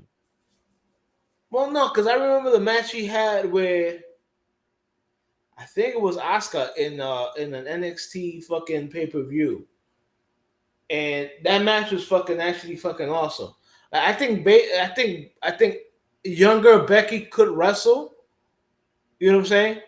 But I think that now that she knows that, one, she's married to Seth Rollins, they know she's the man. And I'm like, dude, what up, Cruz? Yo, what up, Cruz? The fact that she calls herself the man, I'm like, yo. Well, now she's big time Bex. Whatever. You know what? Bailey can adapt.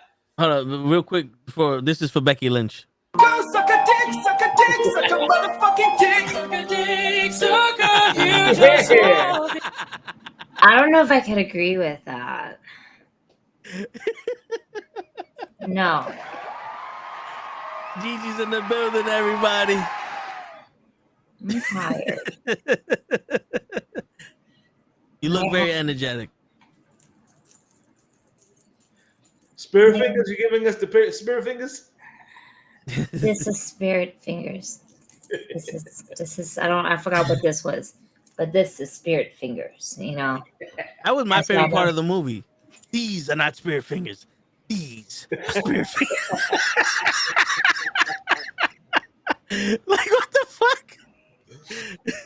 It was a difference.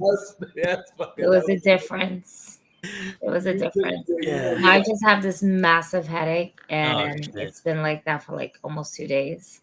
So you know what will fix that? Jameson? Yeah. And some churrasco. I funny you say that. I actually had that today. The whatever churrasco, when was that? Was that Monday? Yeah. So I had plans to eat it Tuesday. Did not. Had to take care of my kid. Wednesday came, which was yesterday. I feel like it was just so long ago. Wednesday came, and I ended up eating out. And by the time I came back home, I was like, well, that was dinner because I'm not cooking. So I barely opened up the fridge. And then today I was like, if I don't eat the rest of this, because they gave me like 2 steaks. That order, that mini churrasco order, they gave me 2 churrasco steaks. God damn, girl. So I ate the rest of it today. I didn't cook today. My child wanted soup, and I was like, here's soup. Oh, you know what? A sancocho. Yeah.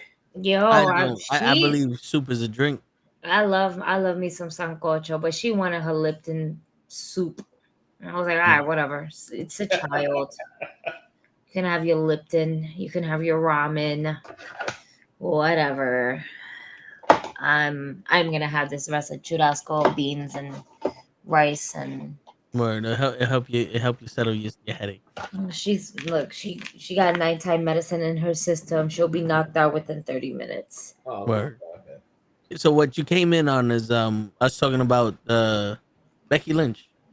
We was giving Bailey her flowers, and now they was saying how once she turned into the man, her wrestling ability went downhill. No, I don't think so. I think her being the man, I think what it was is that it wasn't her first run of being the man. It was really the second run. And when I say that is because at one point they took that away from her, right? Because Ric Flair felt the way.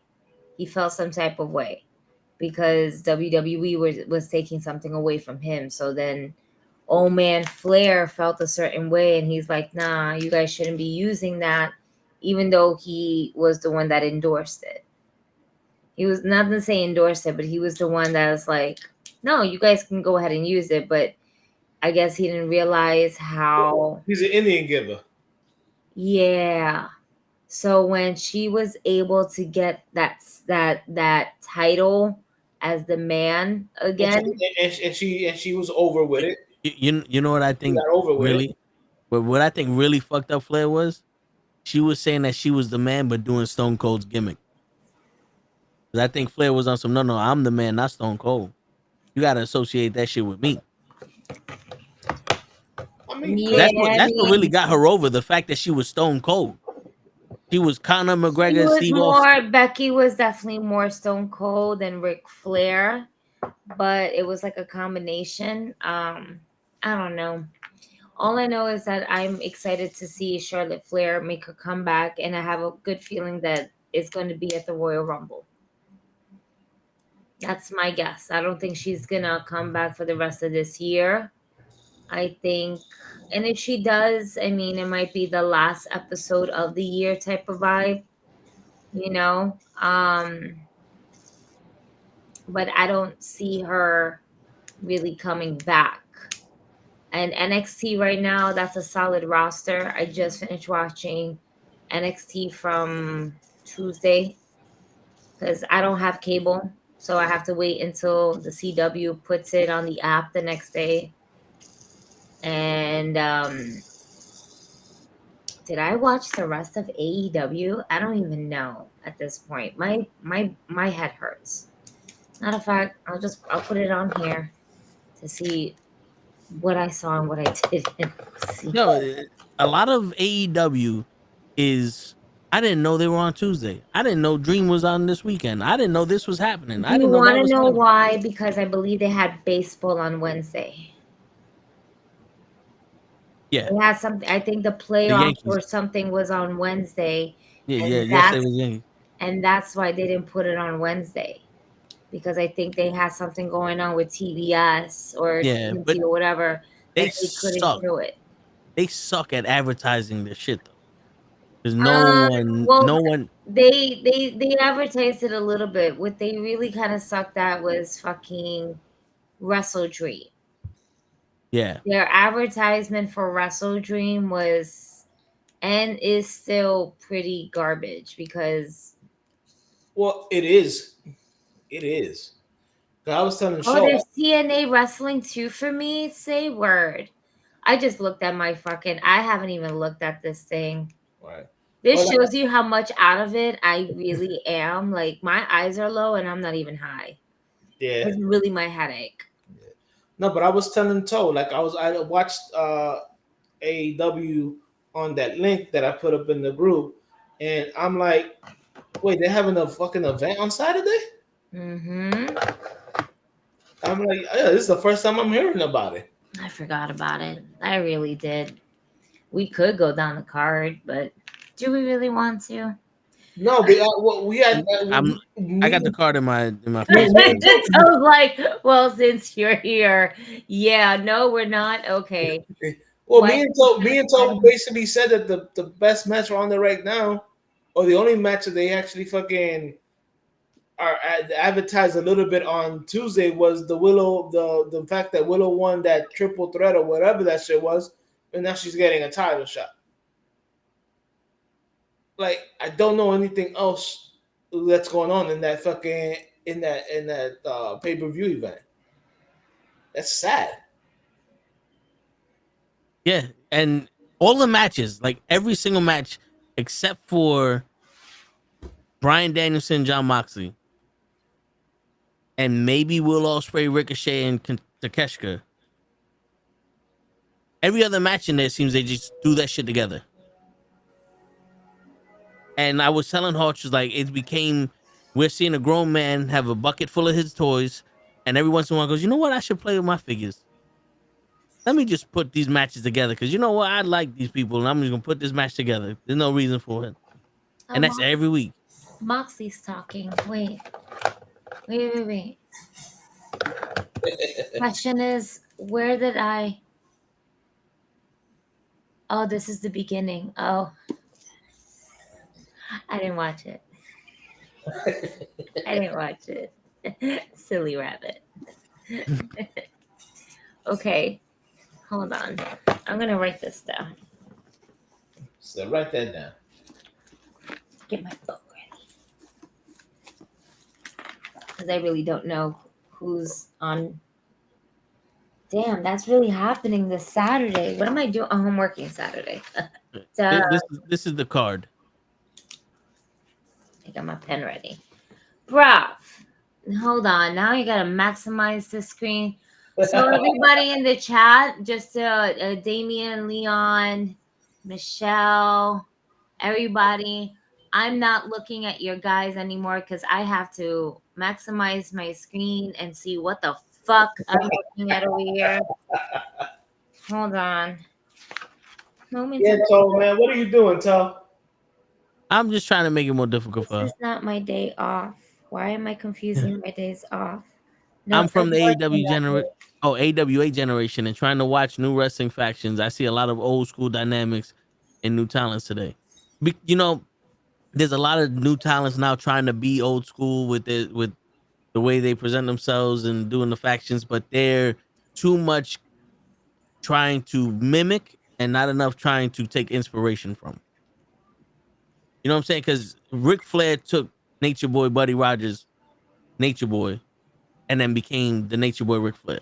Hulk Hogan took Superstar Billy Graham's shit and became Hulk Hogan. They're not trying to become Ric Flair. You know what I'm saying? Like, I think nowadays people are trying to become the next Austin, the next Jericho, the next this, instead of for just being themselves. Okay, so that's what makes it not believable. oh, hey, I'm looking at it on my screen. Moxley and Danielson. Hmm? All right, we're gonna jot this down because I need to jot this down. I'm gonna put it for Friday because it's easier for me to write. I'm literally writing it in my planner because I have nothing else written in my planner, and I don't have a life as I have a life. I don't really have a life. I stay home. Hey, if you got a planner, you got more of a life than I do. I have a planner and I I write it in after I do have the plans already. Okay. Like I have the planner for the events that are already taken place, and I just write them down.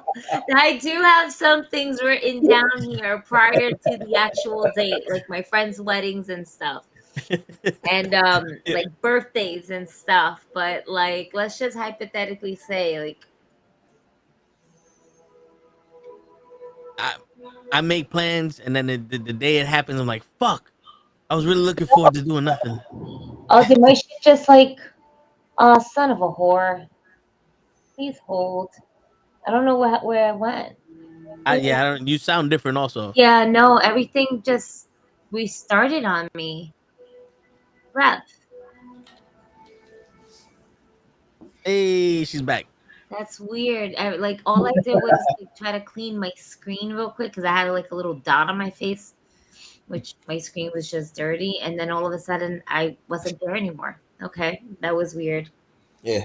The connection is weird. Okay, so who the fuck is this guy against Brian Cage?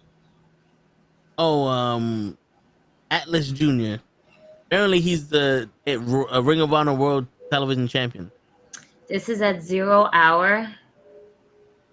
Yes. We'll go with Cage. All right, so we are picking people.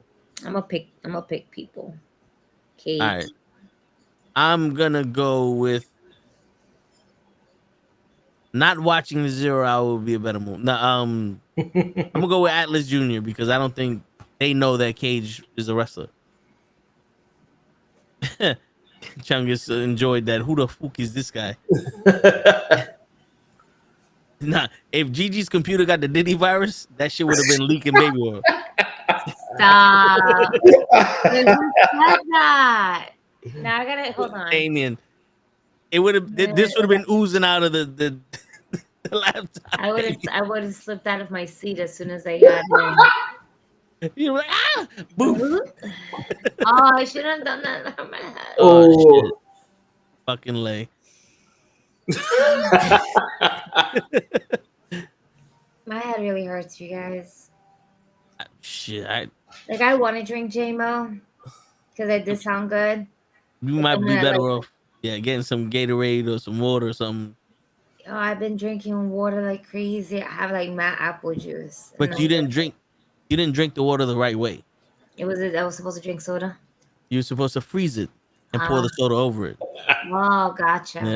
Yeah, I ran out of soda. I ran out of my 2-liter finished. No wonder she got a headache. Okay? Yeah, she has caffeine withdrawal. Yep, that's what it is. Yo, that's a real thing, you guys. Don't fuck around with that. That's a real legit thing. The first sign of it is not eating your churrasco when you're supposed to. No, but I had it today and I didn't have to cook, so I didn't cook yesterday. I didn't cook today. It's a beautiful thing. I would say that my kitchen stood clean, but there's other dishes that got dirty. Hey, Michelle, I don't appreciate. Yeah, I'm over here like, with this new layout because we're in. Wait, let me look at the comments. I'm gonna look at the comments real quick. Hold on. Go ahead. With the Restream 2.0, all this shit changed, and they gave me the updated shit, so now I can do this. Change the font. To the logo. I can put the logo on this side of the screen instead of for that side of the screen. Oh my goodness! Oh, and I can't change. I can't why change. You have so many windows open. I'm just like noticing wood. Oh yeah, girl. Hey yo. No, she's a wood. Whoa. She makes tables and shit. I watch wood crafting. Whoa. Yeah, I watch wood crafting to go to sleep. How do you know someone? No, I do. Yo, Gigi, whatever you do, don't open up the porn site. No, trust me. All this is YouTube. The porn is in the other folder. I thought it was see? Try on all that. I watch this shit. Right? All of this shit helps me go to sleep. The porn is in his incognito file. I even look up computer shit. I'm a very freaky guy when it comes to going to sleep. Oh man! All right, so who's the next? You do have that baby oil there. Yeah, but it hasn't been opened yet. That's for when it's very special.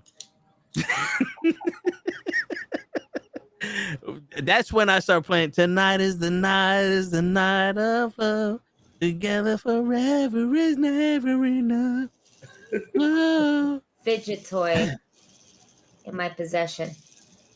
So if you hear something, I heard it. I was about to say who. It's me. Yuck Diddy oil. Hey, listen. Anyway, we're moving forward. Yuck, Diddy. Yeah, I kind of don't want to open up these fucking. I'll play the game here. I'll take Cage. You'll take Cage. Yeah. Hey, let's do this. There you go. Boom. Now we're. Hey, is Gigi still gonna get covered by the? All right, nah. Still got tennis up. Nah. I got a surgically repaired shoulder. Damien, my shit is bionic right now. He's not the one who got that's why he got the baby oil.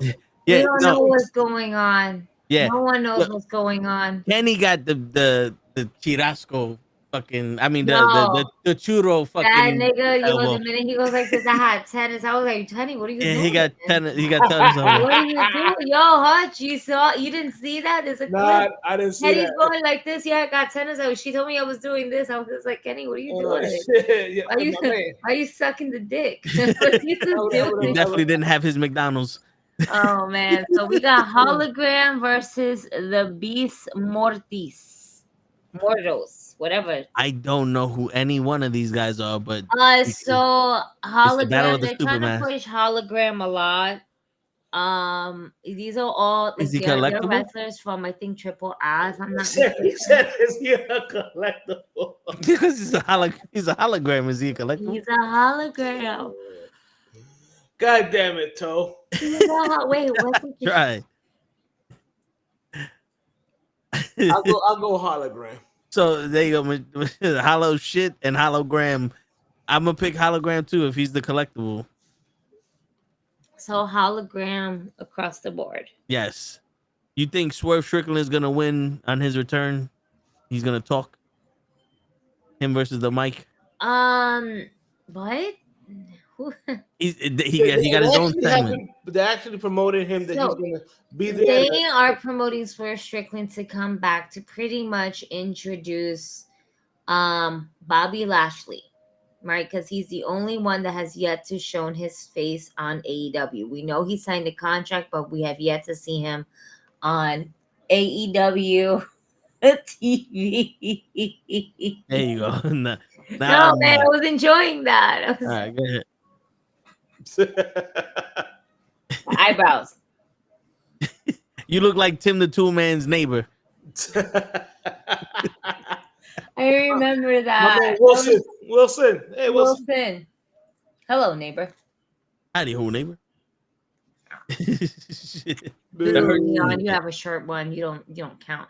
So Swerve Strickland is just like there to kind of call out MVP, to show face to fucking to Shelton Benjamin, and then we're gonna get Bobby Lashley to come and attack him because Swerve Strickland is not going to sign with MVP. Instead, I think MVP should just get Hobbs. I don't know why, but whatever. I guess they don't want two muscle men in the same group. Moving forward, though, now we have interesting matches. Yeah. We have Hangman Adam Page versus the Bang Bang Gang.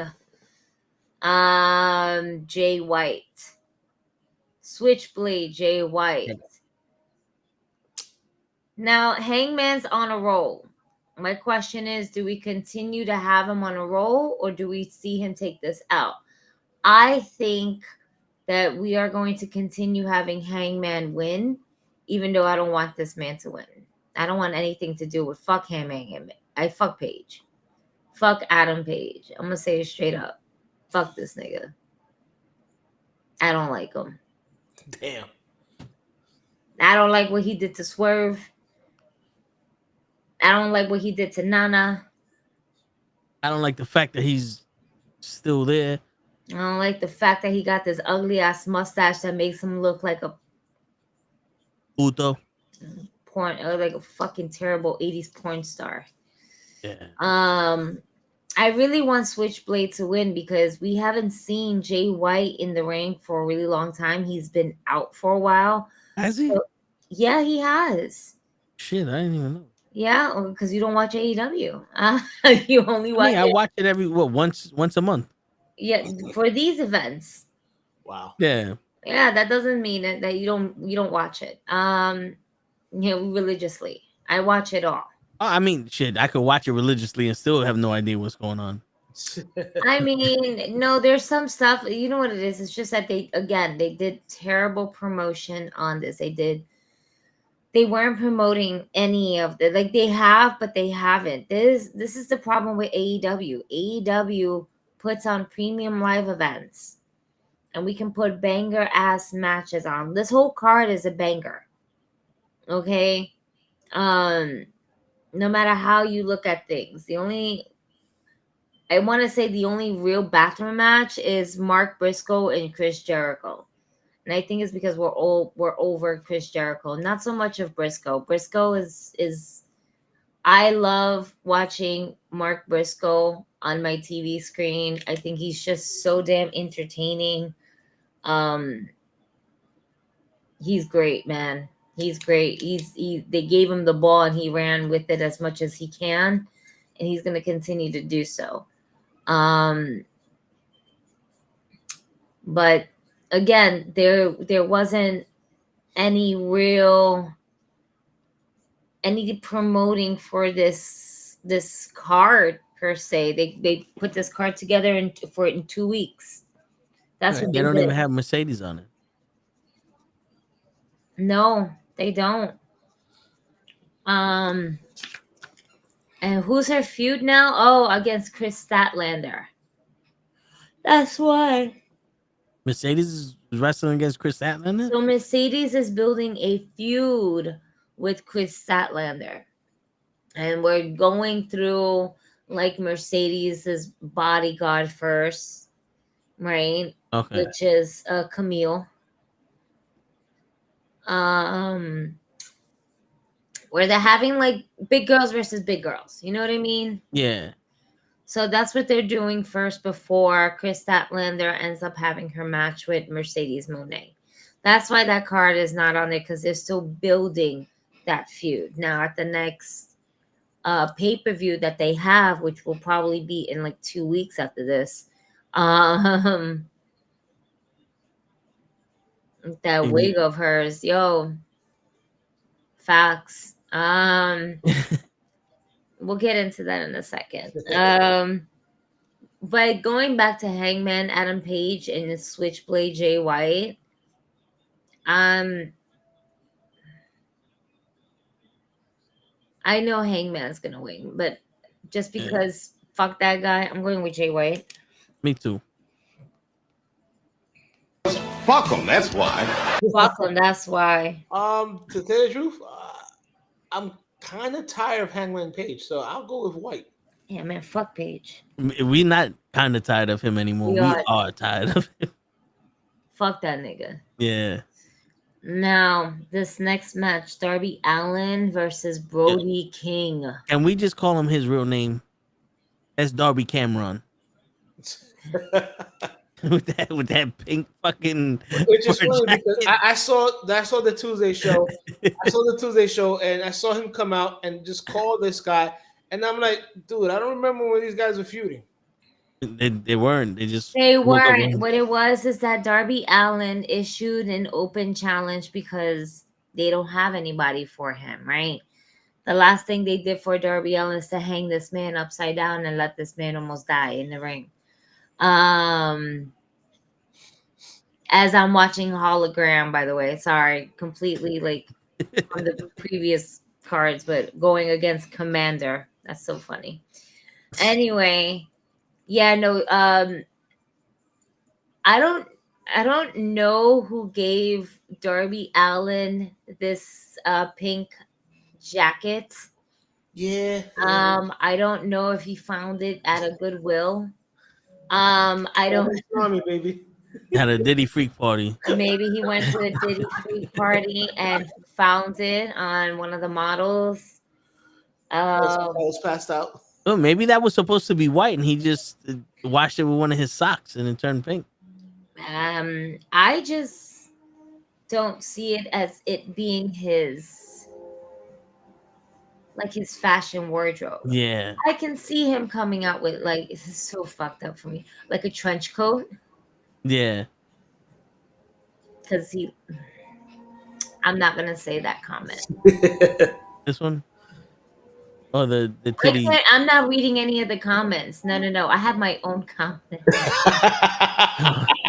I can't read the comments because I maximize the screen so I can see the card because my head hurts and I'm not going to squint. I'm already squinting as is. And again, I have not smoked all day today because my head hurts. And if I cough, it's going to hurt. And I did take migraine pills for it. So that's why I'm not really drinking. Wait, how long ago was that? It was not long enough. All right. Damn. That's why I'm spinning this stupid thing again. Darby Allin basically said, I want somebody to come out here and make a name off of me. I'm going to give you whoever's that. Basically calling out the whole entire locker room, calling them pussies in a way. And there was only one person that answered that. And then Darby Allin walked all the way up the ramp. And next thing you know, Brody King decides to attack him. So that's why they don't have a feud. He's just Brody King answered Darby Allin's open match challenge, pretty much. That's all it is. That's what it feels like a lot of this shit is anyway. I I mean, Jesus, hologram. Right? Sorry. I just saw him do a suicide dive, and his head was just like tucked in Yeah, at the time. If it wasn't for that guy, he would have fucking broke his neck, bro. The way he just like came, yeah, that didn't look too good. Anyway, Darby Allin or Brody King? What do you guys think? Brody King, because they want Darby Allin to lose for some reason. Well, this could be a, a gimme match for Darby Allin. but we say it would be a giving match.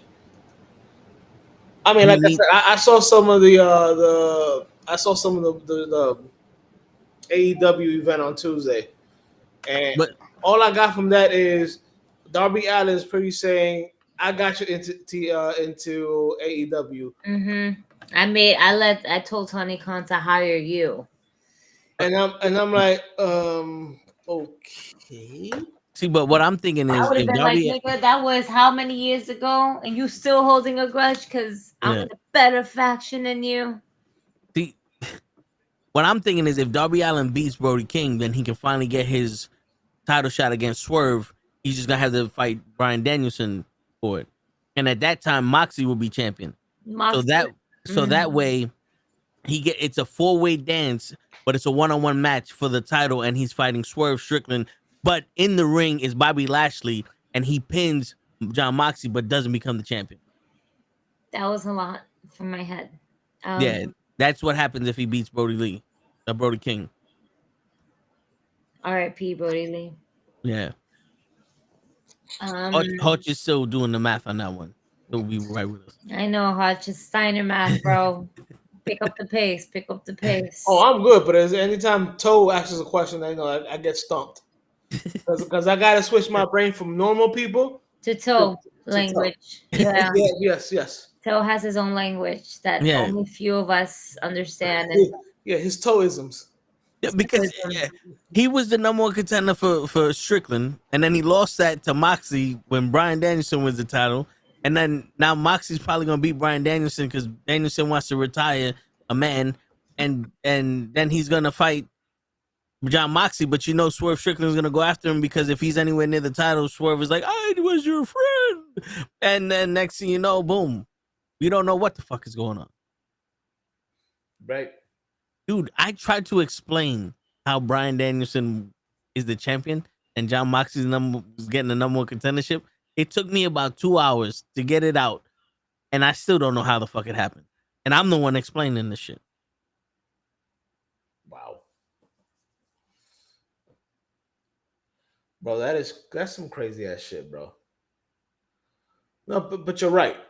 Like I remember, Swerve had the title, and I'm like, all right, cool, keep it with Swerve, whatever. Danielson, why he get the title? Like he don't need the title. And now, and then you have Moxley and the entire, club turn on him, and I'm like, dude, did I miss something? Yeah, I thought they were supposed to be friends, but apparently not. I guess no. Yeah, that's why I'm sitting here. I don't know what the fuck's going on. What y'all people tell me is what happens, and all I'm hearing is, well, in 1994, Darby Allin was born and Brody King was 2 years old, and Brody King got jealous because he was a baby and they gave him milk, and Brody King didn't have no milk for his cereal, so now they're wrestling. Yo, dude, it was literally horrible. I was there like, huh? I was like, what the fuck? Yep. I'm still like, what the fuck? I remember back in the day when AEW was a wrestling organization.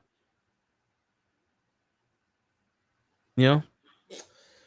Yeah, that was a while ago. Yeah, that was like 5 years ago. Bro. Again, I'm looking at this card and I can't. I keep going back to Darby Allin's pink hoodie. But bro, my man, you're supposed to be in like dark or whatever. You have a pink hoodie. He's supposed to be Sting. Sting never wore pink. He wore red. But Bret the Hitman Stingheart did. Wow. So we're really gonna do that? We're really gonna do that? Heard. Yeah. They got tired of stopping at Texas Roadhouse and Brian ordering the vegan menu. That's a perfect reason for them to beat him up. This nigga said he ordered from the vegan menu. That's the perfect reason. I ain't mad at that. I wonder if that takes that out. Now I'm curious. My man said the vegan. I'm gonna go with Brody King because I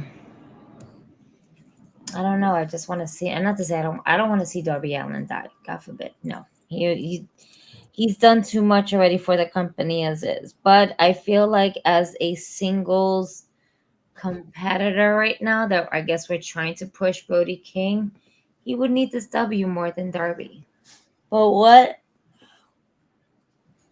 Sorry, folks. All right. What does that really mean nowadays? I guess is what I'm trying to figure out. What if Brody King wins? Yeah. Brody wins? Nothing. I don't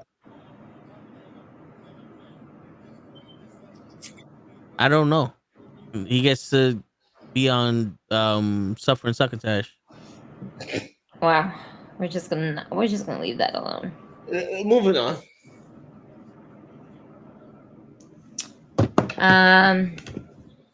Briscoe versus Jericho. I thought you said we were moving on. But he never said we was leaving the pain. I never heard anybody pick for Briscoe versus Jericho. So. Oh man, I'm gonna say Jericho because I think Jericho's doing this shit on purpose, and he's really the greatest wrestler we've ever seen in our lives. You think Jericho takes this? But this is for the ROH World Championship. I don't think if you say Jericho, I'm gonna say I'm gonna say Briscoe. I'm gonna go with Jericho because simply don't know much about Briscoe besides he was a tag team with I think his brother, and his brother passed away. Correct. Yeah. That's it. And apparently Jericho said something about that, so which pissed him off. Let me tell you right now, Hutch, if you ever get a chance, look up the Briscoe brothers' greatest tag team matches, and you will understand why he is so good. His brother was great. He is great as well. Obviously, they dominated the tag team division. So for him to be where he's at right now is really dope. My problem is this: we're not getting enough ROH on our TV screens, on our on websites, on anything. ROH was so easy for us to access at one point.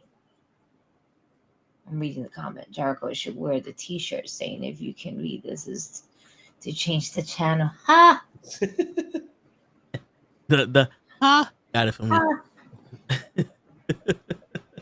Yeah, the Briscoes are a really great family of wrestling. Yeah, no, I mean, I believe me, I've heard the Briscoe name for many, many years. Mm-hmm. But like I said, I feel like this is just another one of those matches just thrown together. It was. Well, no, it wasn't thrown together because the thing is that they've been, you know what it is? They've been feuding, but more within their own factions. So in other words, Jericho and the Learning Tree of Cass, and Keith, Brian Keith. Brian Keith, yeah. Yeah.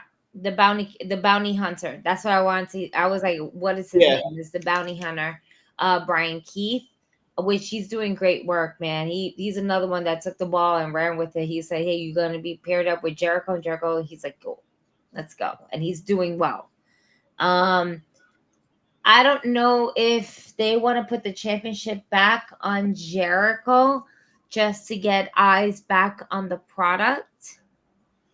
But if you're not really showing me the product and I have to, like, not to say go out of my way and pay for it type shit, but like it again, it's not as accessible compared to what it was last time. Like I barely watch ROH. I'd be forgetting that Athena is the women's champion. Yeah. Why can't we just mix it up, you guys? Like, why can't you have... You're mixing it up with the men's division. Where's the women's division in this? I don't remember the last time ROH Women's Championship was actually defended. Wow. He hasn't got to that box of the ROH figures yet. Memories. Who the fuck is this guy? Some random ass person just called me. I don't even know. Shibata? No, but it's 11/11. Make a wish, y'all. Somebody made a wish and it didn't come true. It didn't. Like, I wish Sorry, Gigi would pick up the author. phone. Rodolfo. Whoever the fuck you are. Hi, I'm Waldo. Was Waldo from the Democratic Party. Party. Have you been registered? Author. Rodolfo. Author. Like, you know. Do you have any DoorDash or Seamless order? I don't have any, bro. I don't have nothing. Nothing going on today. No, nobody's knocking on my door. I got alcohol that I can't even drink right now. Well, I can't drink, but I choose not to drink. All this other stuff. I am now watching Jericho and Briscoe, I guess, cut a promo. Okay. Also, he is talking about his brother. Oh, see? TV time with Chris Jericho. That's funny. They're trying to bring Chris Jericho's talk show back to life. That's adorable. So I think, I don't know, maybe Briscoe's going over, maybe not. I don't know. He looks like he's a bit more serious. So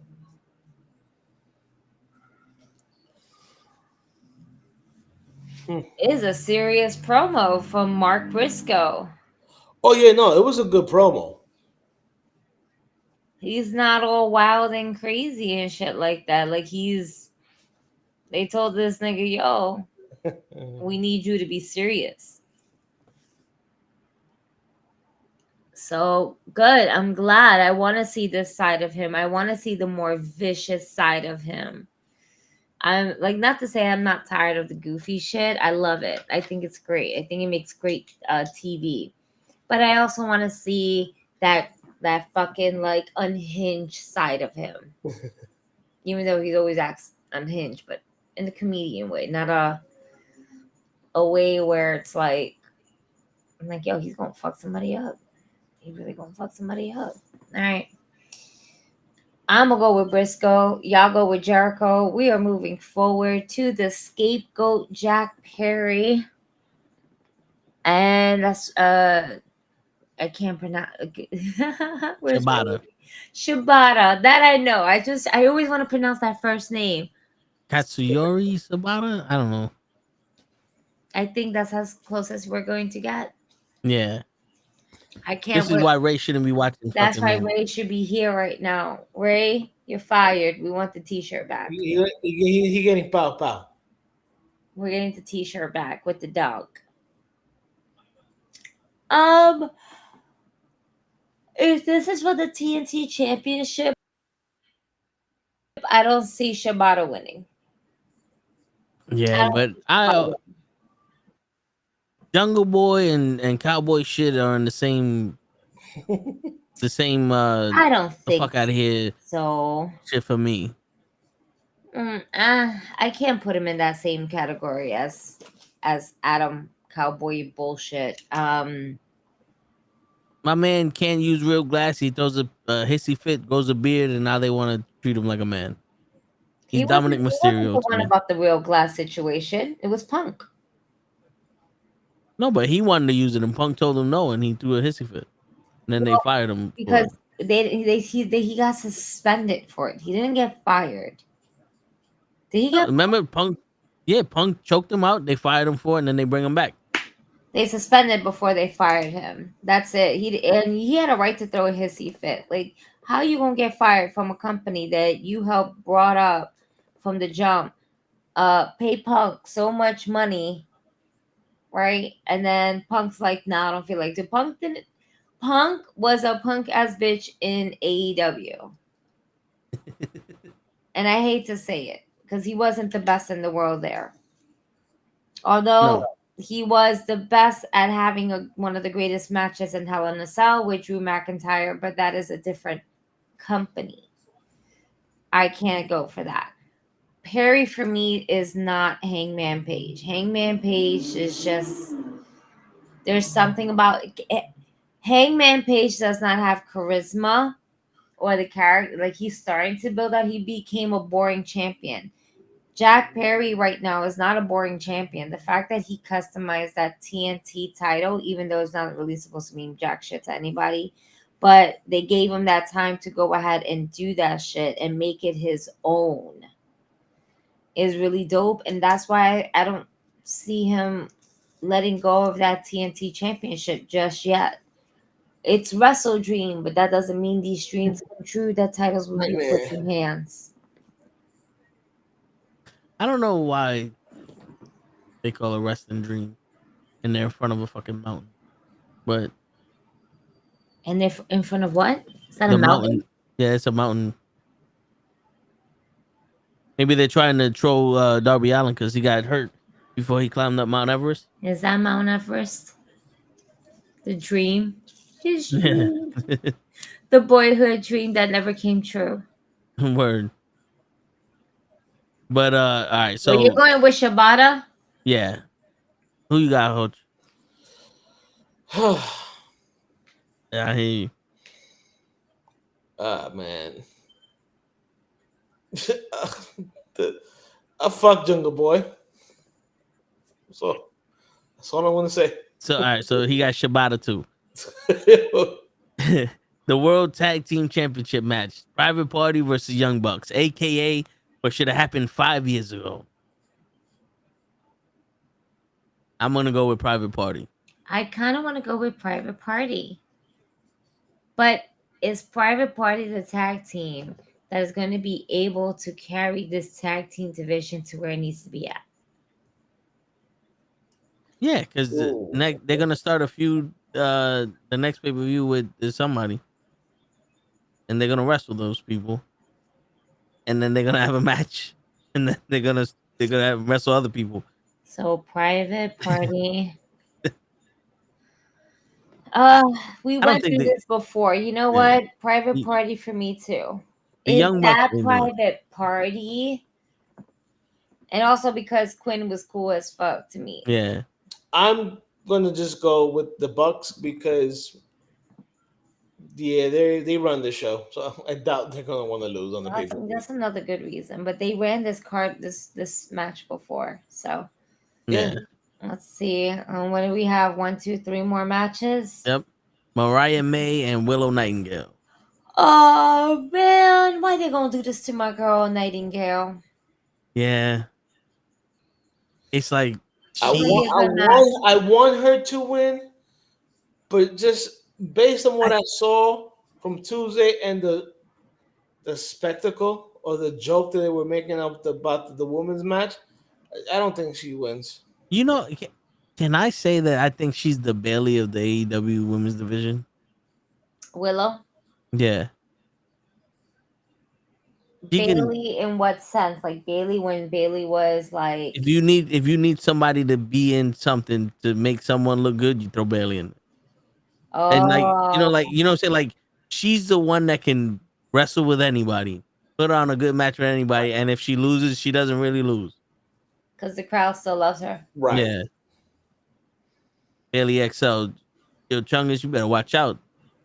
There's a difference between XL and thick. Willow out there looking good. I'm gonna tell your mama on you, boy. You know what's crazy? It's really hard for certain wrestlers to pull a heel character. And I feel like because Willow is just so naturally like Right. happy. Not Yeah. right. Don't be like that. I She's said bright. Right. bright. Yeah, like I thought you said right. no. I'm about to say, No. to have more manners when it comes to No. I just scolded Kachungus and I'm gonna come up here and say she's right.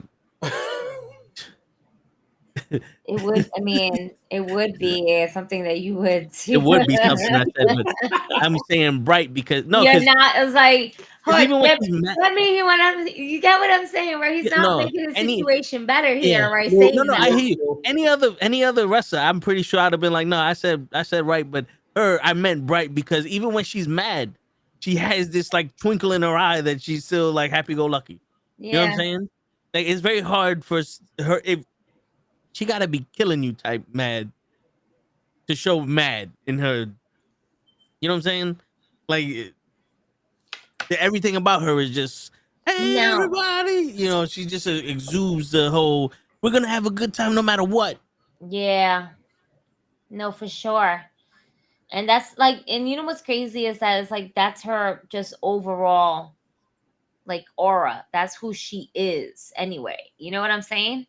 Yeah. Like, we've met her on the side and everything like that after Battle Club and everything. And that's just who she is. You can tell like this is the person of who she is in general. Word.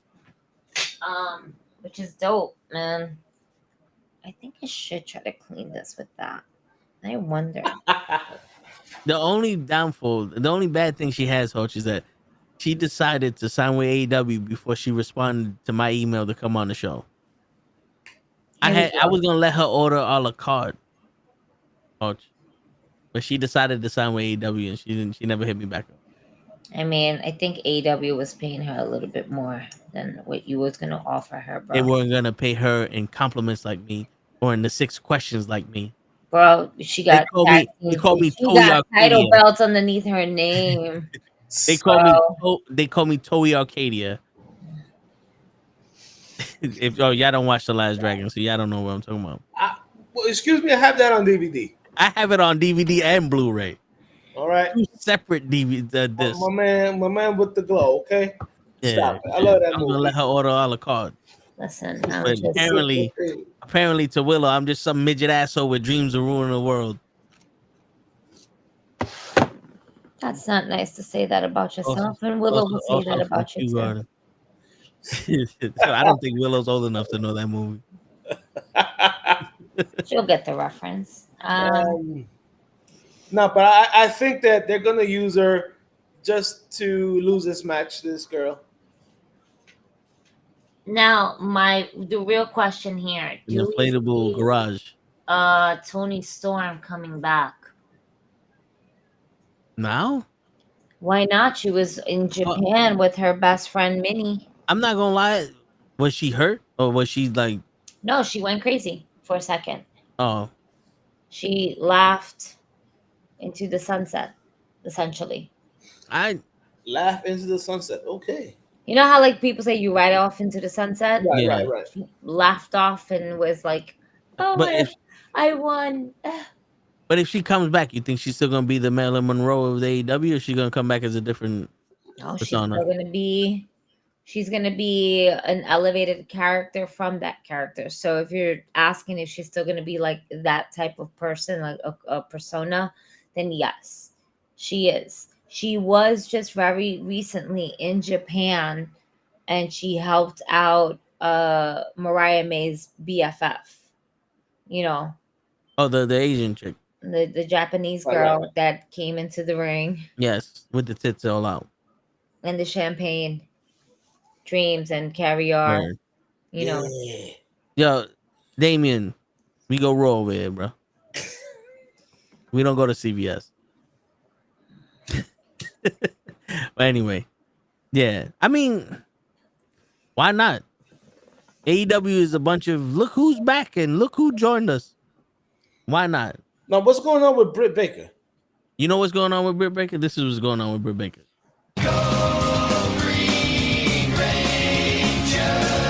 Hello. The guy that decided that a movie was more important than.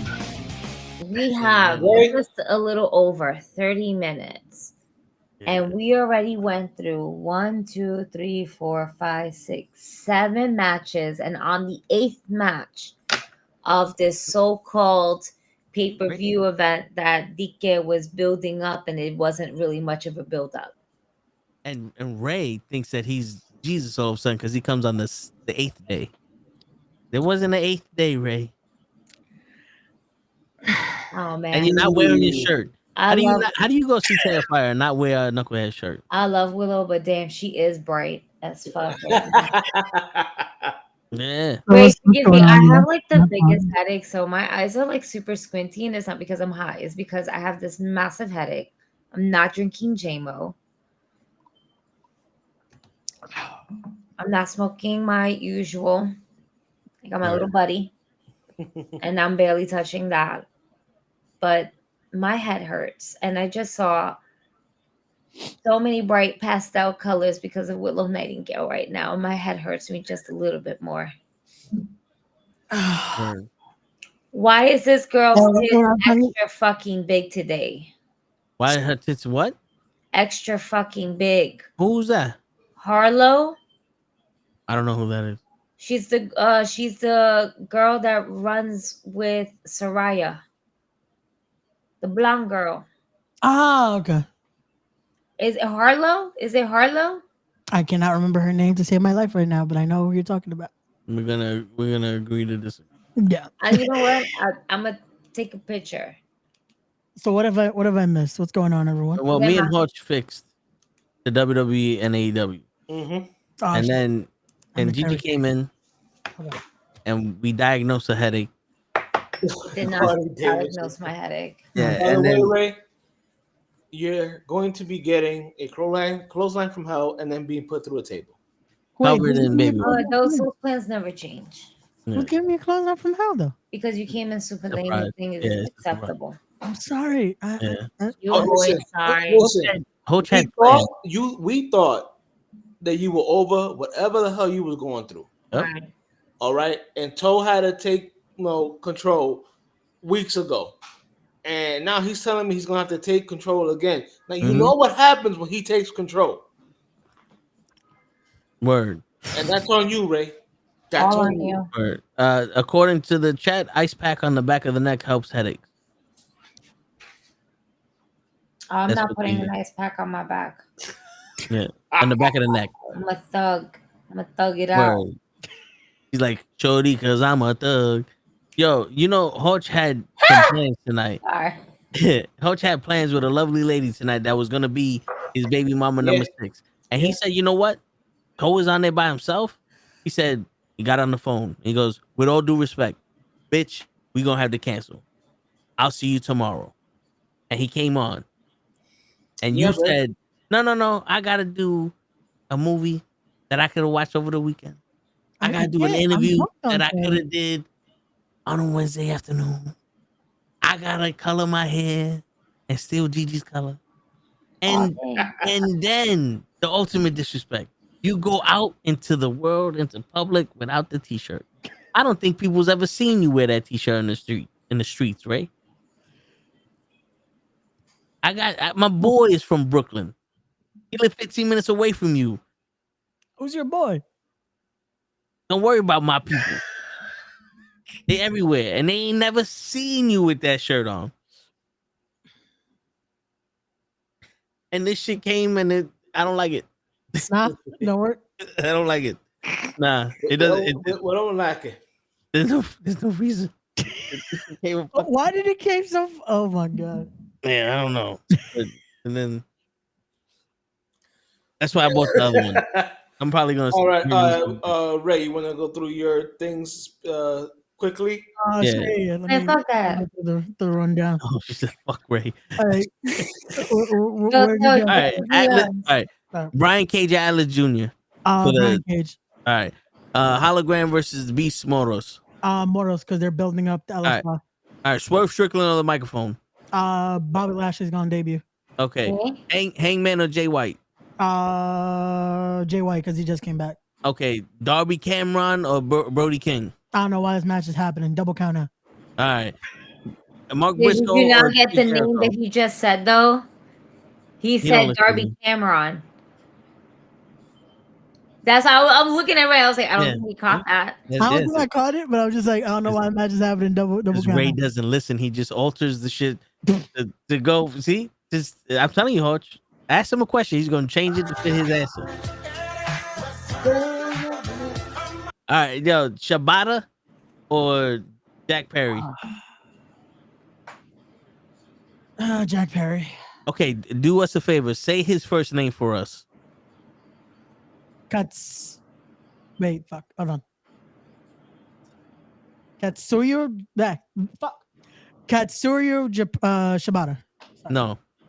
What is His it? first name is Jack.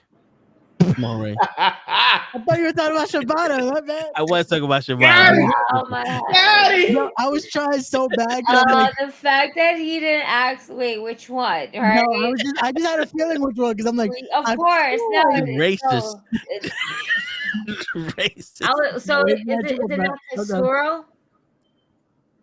Yes. What? I'm tongue tied right now, so I'm not gonna be able to fucking say it even if I wanted to. Boo. By the way, y'all need to see this fucking video I'm about to send you. It's the most funniest thing. I was taking a picture of it, and I have motion picture, so it takes like a little bit of the recording, but then the green screen is hilarious. All right. All right. The Private Party versus Young Bucks. I don't care. I'm gonna be. You skip Briscoe and Jericho and Darby Allin and Brody. No, King. for Darby and Brody King. That double count out. Double Oh, yeah, he count said out, double yeah. count out. Mark Briscoe, Jericho. I think they better not. You see where I'm going? They better not do it with Jericho because They I'm better thinking not, they want to but- put it back on Jericho to put more eyes on the product. They might. Yeah, we're going Jericho because I feel like they might end up fucking giving this man the title. Yep. And you said Jungle Boy. Oh yeah, Right. Jack Perry retains. I'm gonna be biased as hell because I want it to happen. Yep. Private party. Yep. I knew you was gonna say that. My Willow boys better win those belts. We're up to Willow and Mariah May. Okay, bet. I say I'm all Willow. caught up. Yeah, I'm going Willow. You going Willow? Wow. You think Willow's gonna take the title? Do you think Willow's gonna take the title because Tony Storm is gonna come back and cost Mariah May the title? We did see Tony Storm in Japan very recently. Again, I think she still has a few dates on her tour though. That's the only thing. So who says that she can't go over there, fuck it up, and then come back? It's usually not how those tours work, but we've seen crazier. Well, where is she at right now? I think still in Japan. She's still doing I can't remember if it's Marvelous or if it's Stardom. But she's still over there in Japan. But if that's I'm not the mistaken. thing. I'm pretty sure they don't have an event. Oh, you just because they have like house shows type shit. Ray just doesn't want your dream to come true. That's all. He doesn't. No, I'm still saying Thriller, Willow. he came back a dream killer. Hey, I did it before. Oh, yeah, that's true. He killed Damian Priest's dream. Oh, Yeah, we could say that. That's the person. Yeah, he's the reason why Damian Priest isn't the champion right now. He needed Finn Balor to jump. All right, so who you got, Hutch? Willow or Mariah? Oh, I said Mariah. All right, and Gigi, you going with Mariah? I'm going with Mariah. I don't see Willow getting this title right now. But you don't understand. They just signed a major person that no one knows about because she's gonna debut, and then Ricochet's gonna get his match because now they're gonna be able to show their personality in AEW, and that's why Willow's winning.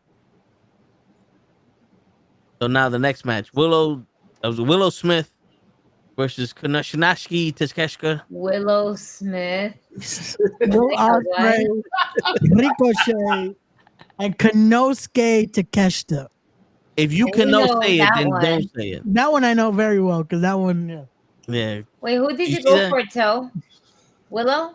Yeah, I went with Willow. I'm gonna keep going with Willow until she wins. I hear that. That's a good strategy. Eventually, he's not gonna be wrong. Right? Unless So I'm we a got Jester. Osprey, Ricochet, and Takeshita. Yep. Yeah. I think it's Takesha's time. There's no Agreed. other time to fuck up Ricochet's run and Willow Smith's run than to have it now. Well, here's the thing. I don't think they need to put the belt on Ricochet so soon. Oh, no. And Will Ospreay could lose it, and it still won't hurt him at the end. Because then he fights John Moxley for the AEW championship. No, I think if anything, he would go against Perry and get the TNT title. What happened to? I mean, he can go for the international championship again. You know, like obviously we're gonna keep that running in the loop. But I need water.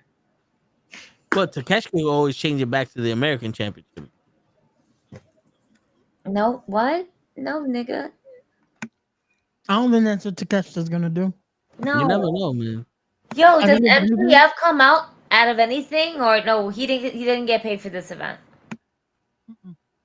Yeah, MJF is. I think if anything, we might see Takeshita end up wrestling Okada to unify those two titles. I think that's the plan. Nah, they're gonna think about it, and then Okada's gonna go, "Oh, sorry, bitch." They're gonna have to start condensing eventually, for reasons that I They're can't. probably just gonna condense the AEW Women's Championship with the AEW World's Tag Team Championship. I don't think that's how that condensing works. Yeah, listen, that's the way AEW books this shit, bro. Book it now, figure it out tomorrow. Ready, fire, aim. That's their motto. When I first heard Hacksaw Jim Duggan say that shit, I swear to God, I was like, that was genius. The most genius shit I've ever heard. Ready, fire, aim. I was like, shit, that shit made me want to be Hacksaw Jim Duggan when I grew up. Oh. That's what he was getting. All right, so I'm gonna say Takeshita. Okay. Who you guys got? Yeah, I'm agreeing. Takeshita. Word. Coach? I'll go Takesh. All right. Now, the most I don't give a shit match on the card. Right after Hangman Adam Page and Jay White. And that's right, ladies and gentlemen. The only reason why I'm saying his name is because it's written on the fucking website, because I don't know it by heart. I'm gonna say,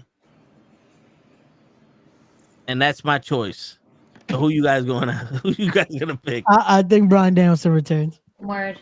I don't think Moxley wins right now. I don't see Danielson giving up the title right now. That's right. I think he wants to finish this year. And 2024, maybe in 2025, he'll wrestle like at least one or twice and then lose it there. You know? I don't see Danielson losing this title. I think he wants this to be his last year. Yeah. I think if he's going to lose it, though, I think Danielson's going to want to put over a new talent. Give someone that can actually earn from a push here. I don't think it's going to be, yeah, let's just give it to the guy that's old reliable when it comes to winning the title. But then they're going to waste that new talent that he just gave the title to. But that's why they're building it up now. For MJF. That new talent's going to win the title, get over, and then lose it to someone else. So that's And the new talent is going to be Wheeler Yuta. Ew. No, ill. They built the character now. Because that's what essentially they're doing. I think the talent's going to be Darby. I love Wheeler Yuta. I forgot about him. It's going to be Wheeler Yuta. I'm so sorry I would rather Billy Gunn win that shit than Wheeler Yuta. I like Wheeler Yuta on the indies. They have not done anything on the inside. I was like, that's real. On the inside.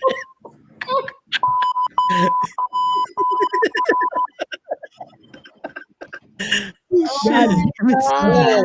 I was gonna say on the indies because AEW has not done him justice to let him actually fucking perform. Man. Ladies and gentlemen, this is why I said earlier we have toe-isms. Yes. That hurt my head even more. Hey, Ray. Do what you did, though. It ain't me, man. I'm still gonna blame you, Ray. Why are her I tits was so not- much out there? I don't get it. That was Her his tits mouth. are not usually this huge, are they? I gotta see this girl. What were we talking It has about? to be the top. Soraya's Talking girl. about Soraya's girl? Yeah. I'm No, I think she watching does it on purpose. AEW, Ray. Nah, she got some tickle bitties. Like, I'm watching her in AEW, and this particular tab looks like not only that it looks like it's also padded, so it looks extra. Oh. But whatever. Anyway, yeah, I'm going with Danielson. I think Everybody it's else time for. agrees? Still tag? I think it's time for Danielson to lose it. He's had it too Yeah, long. yeah. I feel he's gonna lose. I think it's Moxley. And Moxley just came back from vacation, so you know he deserves it. Well, it's not only that; it's also the way the attack, the plastic bag, fucking trying to kill this man. Yeah. I'm not gonna lie. I would have rather this be Claudio then, because imagine Claudio and Danielson would have been a fucking banger. But that's just me. But didn't they fight on Dynamite? Yeah, but it should have been a pay-per-view match. That's just me. Yeah, her tits are popping out. I had to put on Dynamite just to see this. Like, they're massive. Yeah, That headbutt was good, so. it could be the bra. That's what I was saying. I think it's the bra on the top where it's extra push-up, so it looks like it's like homegirl looked like she got fucking triple D's on her. Bueno. Yeah, I'm gonna go Mox. Cool. So me and I wouldn't Ray be with mad. Danielson. I wouldn't be mad either way, but I'm gonna just say Danielson because I feel like if anything, he's gonna lose it at the December pay-per-view. What's the December pay-per-view? To be named. I just know there's one in December. Wow. I'm sorry. I don't know the actual name. I don't know what they're calling it. I just know there's a pay-per-view in December. You know what would have been a better match? What? War versus anyone else. Well, we're seeing a nice segment on Saturday. So. Oh yeah, I'm just gonna be there. there. I'm just gonna be there like Kenny, like tennis elbow. Wait, which where is Kenny? Where Kenny at? Working on his tennis elbow. Oh, yeah. where DJ at? You lost everybody. Wow. Okay. It's the tennis. They had enough of us. I guess so. They lasted 2 weeks with us, and I was like, "That's it." No, they did 3. 2.5. Okay. Oh shit! But that is Wrestle Dream, everyone. Yeah. That's it. So I guess now I'll that we watch have it, highlights because unfortunately I will not be able to watch it live. Word. Me and Hodge spoke about it. Yeah.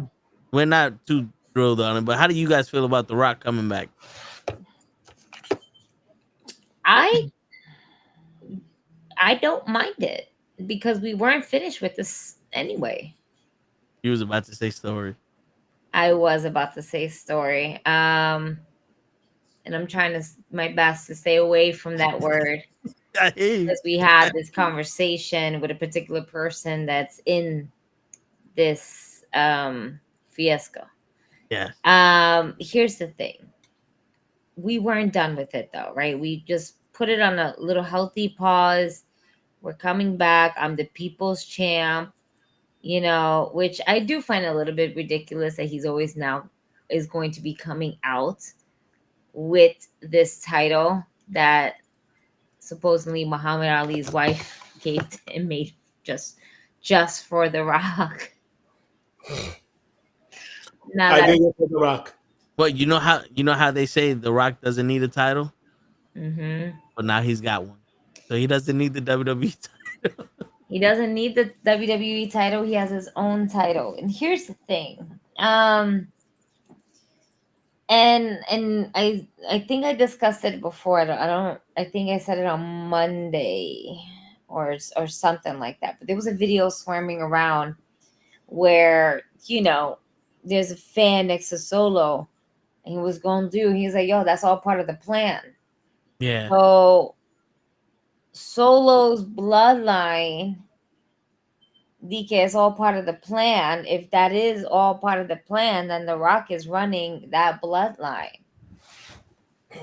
There has to be Solo's taking orders from someone. Mm-hmm.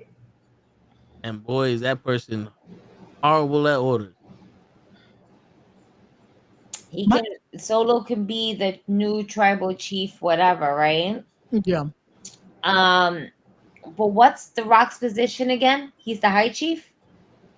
The final boss and No, but if we're going by, but we know he's the final boss. Yeah. Well, no, his brother was the elder. Because but is he considered a high chief in Samoa?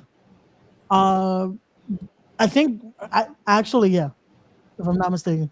That's why I was know his mother was. Wise, but actual, yeah, he is. I know his mother was within the, you know what I mean? In their tree, yeah.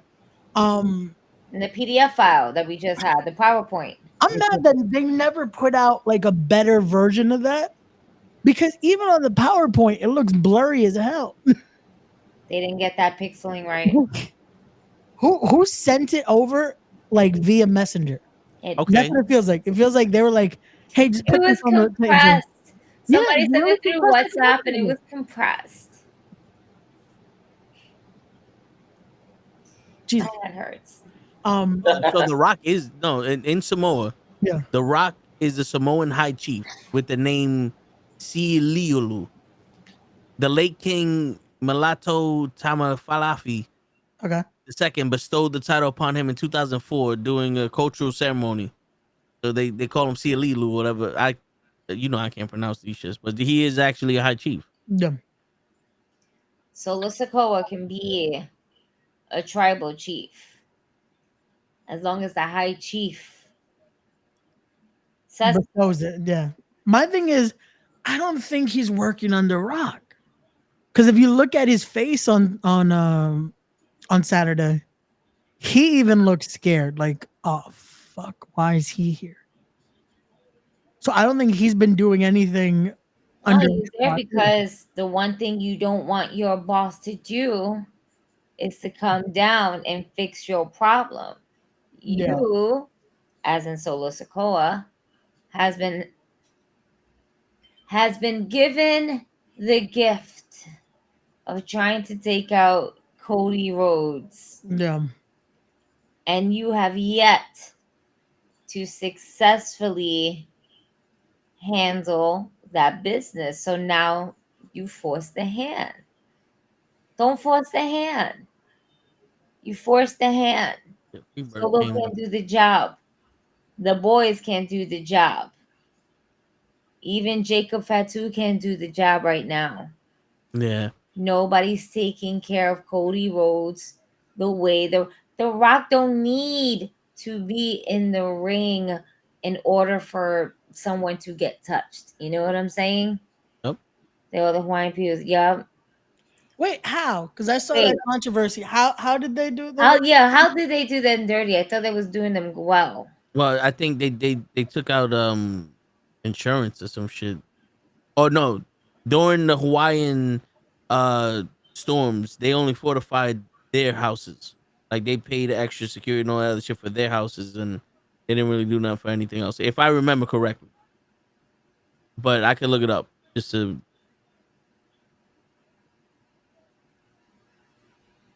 Because I'm pretty sure that he did donate, but he can't.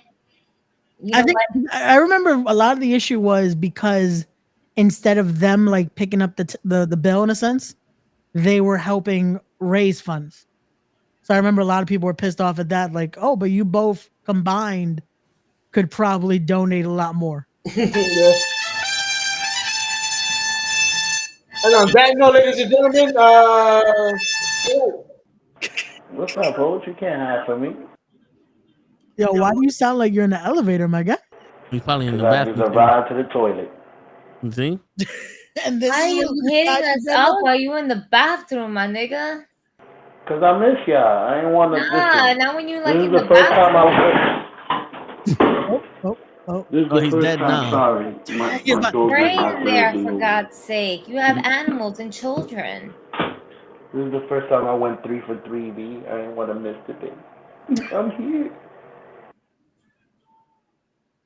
Like 3 for 3 on the podcast, or 3 for 3 shits that you did in the bathroom? No. Both. Oh, so Correct. so yeah, it was because they were asking people to donate and not donating themselves. Like, No. yeah. Well, I'm pretty feel sure like that they must- donated No, themselves. they donated a little bit, and then they asked everybody else to donate. And people like, yo, bro, you're the richest woman in the world, and you're a multi-billionaire. Like, you're not. All right, so Johnson and Winfrey each donated $5 million to start the fund, which provides monthly checks for $1,200 to adults displayed in the wildfires. So they donated each $5 million. But I guess people are saying you could donate more, and you want us to donate. $5 million isn't a nice amount. What, like, yo, like, and That's $10 people, million. you know what it is that people are so fucking greedy. Yeah. Like, be happy that they actually donated something at all. Like, they didn't Listen, do anybody dirty. I'm not If they not don't want them defending to anyone's donate- pockets. It's just If they don't want them to donate to Hawaii, donate to me. again, I'll take the I $10 would million. accept exactly. I would accept the $5 million from each. Shit, they could give me 3 each. I would have been like, No, you giving me 5 and it's each. like, oh, but yeah, so That's y'all what we want me to discussed. cover the whole. I'm saying, I'll bargain. I'll be like, yo, y'all can give me $2 million each. I will be happy. Yes, people are just greedy. Like, You know no, what that's the part? It's not the people from the affected area that are complaining. That's the worst part. That it's like, it's everyone else that was quick to be like, oh, but why are they not donating? Yeah. It's like, you know what? This is a toe in the show topic. yeah, fact. yeah. But you know, I'm just gonna say this, so maybe somebody can remind me to talk about this shit more tomorrow. Gotcha. You know what I'm thinking? What? If That's you look always a now, problem. I was talking to this about show. I was talking to show about this earlier. If you look now, Diddy and all these people are getting arrested for some crazy shit. Yeah. I don't think our generation. When I mean our generation, I'm talking about Hutch, Gigi, me. Like Everyone our but me. generation was heard. You know what I'm saying? So it's like that generation before us was doing some crazy shit, and then our generation suffered for it, but we wasn't heard. And then the next generation grew up to it, and they're like, I'm not dealing with this shit. And now this generation is speaking out. And now you see that we like, people like, how come they don't say nothing? I'm pretty sure people said something in our generation, but nobody heard them, or they didn't give a shit, or they didn't believe them. Yeah. You know what I'm saying? So now everybody is just coming out with everything. So when you got somebody, I'm gonna donate $5 million to Hawaii. Why don't you donate more? I mean, bro, if you donated $1, they're gonna be like, well, that was enough. Yeah. But nobody's telling that broke man, why don't you donate $1.50? You know what I'm saying? But that's a toe in the show topic for tomorrow. Remember that shit, Ray. Gotcha. Yeah, we definitely will Write talk that about shit down. Nobody remembered putting 25 cents on a cardboard card at your local bodega to help funds for school in some other country. Yep, because we couldn't help the schools in America. Because that shit went to the mayor to go fucking to bribe somebody. Nah, y'all remember when we had to collect pennies? Yeah. That was the thing that they would give you the fucking. You know what's donate somewhere else, and it's like, why are we just giving pennies? Yo, all of my when you sold chocolate, all my shit came from a brochure. I never had the box of chocolates to sell people. Oh, they never gave you the one. They never gave me the boxes. It was always the magazine. Like, oh, here, buy from this. No, I got the box. I had the magazine as well. Oh damn! And then we had prizes to collect and everything like that, because it wasn't just chocolate. I mean, I also did chocolate candy bars too. Yeah. I've done that as well. I've done both the catalog and that. I used to win like little prizes, like whatever I sold. Right, it's like whatever you sold in this catalog, and correct me if I'm wrong too, but the dollar amount that you completely sold to, well, correction, that your parents completely sold. Yeah, they took that shit to their job. Right.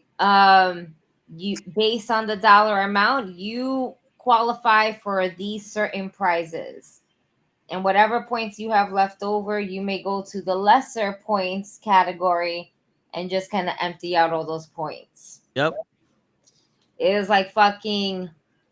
It was like what you call it, Dave and Buster's, but with a catalog and candy. Yeah. Basically, yeah. And it's always like no one is selling that much candy to get like the real shit you wanted. That it's like, oh man, this is dope. I could get this. Hey, my mother And used to kill it. Yo, and not for nothing. That's the reason why I don't do a lot of shit. Like when you talk about sponsoring and all that. Yeah. I'm the least enthusiastic because I never sold candy because I ain't never see no difference. People go, oh, they sold $1,500 worth of candy. Where that money went? I still got the book that don't have page 46, 47, 48 in it. Like where'd that go? We still don't have basketballs or nets. Like where did it go? Thanks. It didn't go to me. It didn't go to the school, so I'm not selling shit. So that's what traumatized me. I don't work for free. I know. I did that for my daughter's school. No, I mean, but to be fair, I also bought like more shit for me, and then I was doing price comparison, and I was like, fuck. My cousin used to leave the chocolate outside, like in the living room, and she made about $20 off my ass because they always had the chocolate crunch bars. I was like, I'm gonna take one. Oh shit! Well, just busted open. I'm sorry, my ADD kicked in. My apologies. I heard all of that, so trust me, I definitely did. But then I just saw Willow Nightingale's lip completely busted open. Yeah, I'm watching Dynamite Ray. She posted a picture of it. That shit, I think it was on social media or something. Her lip was swollen. Yeah, looks great though on TV. Hate to say it like that, but you know. Shit, but yeah, man. Those catalogs was the truth. And they were a scheme. They were first original scam, but it was cool. As a kid, it was cool. As an adult, not so much. I get to actually say that I go through two different types of experience through it. One as a child, and one as a mother of a child who also is a child by heart. And I'm just like, so if I sell enough of this, I can get this. And my child's simple-minded. I just want these. No. We must get this. And then let's see how much this can sell. And then Mark with a Y. Give me $50. Yo. I'll send you 2 candles, a cheesecake, and these 4 bars. Yo. And if I like you, I might toss a little bud on the side like he's a pre-roll. Word. I got you. Word. Smoke Did y'all this, sell 6? Smoke this first, then eat all your fucking munchies. Have a great one. Word. I didn't sell 6, but we call them Lucy's with the one cig a piece. Yeah, it's a loose. I used to sell lunch tickets. My mama came in to lunch. She's like, "Why ain't you eating?" I was like, "I'm not hungry." I was like, "Yo, you fucking up my sales over here because I got 3 books of lunch tickets and I'm selling all these motherfuckers."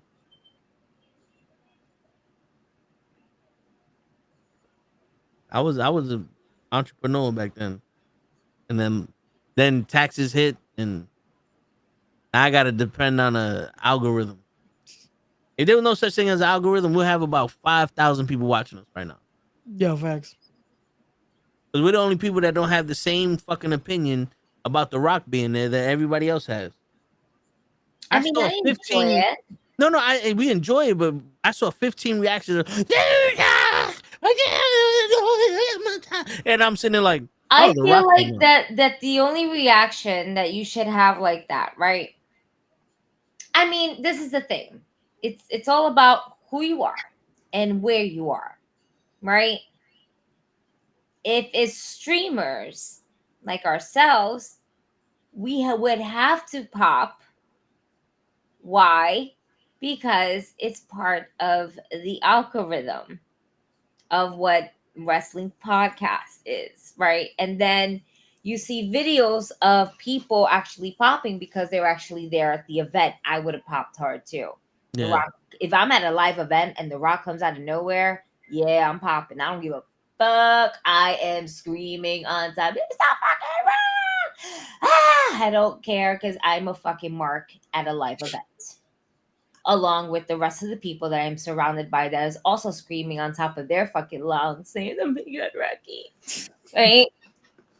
And then, of course, if you had a watch party, Yeah. some people mark out. You're with the right people and everything like that. You would mark out too because it's the fucking Rock. But at least at the watch parties, there's a lot of more different opinions than everybody kind of just simultaneously. Yeah. That compared to like a live event in general. I hear you, but see, the thing with me is like I saw it. I was like, "Oh, The Rock's coming out." To me, I would give more of a pop if I knew what the fuck he was out there for. He went there. He counted to 4. 1, 2, 3, 4, and then went like this, and I'm like, "Who's that for?"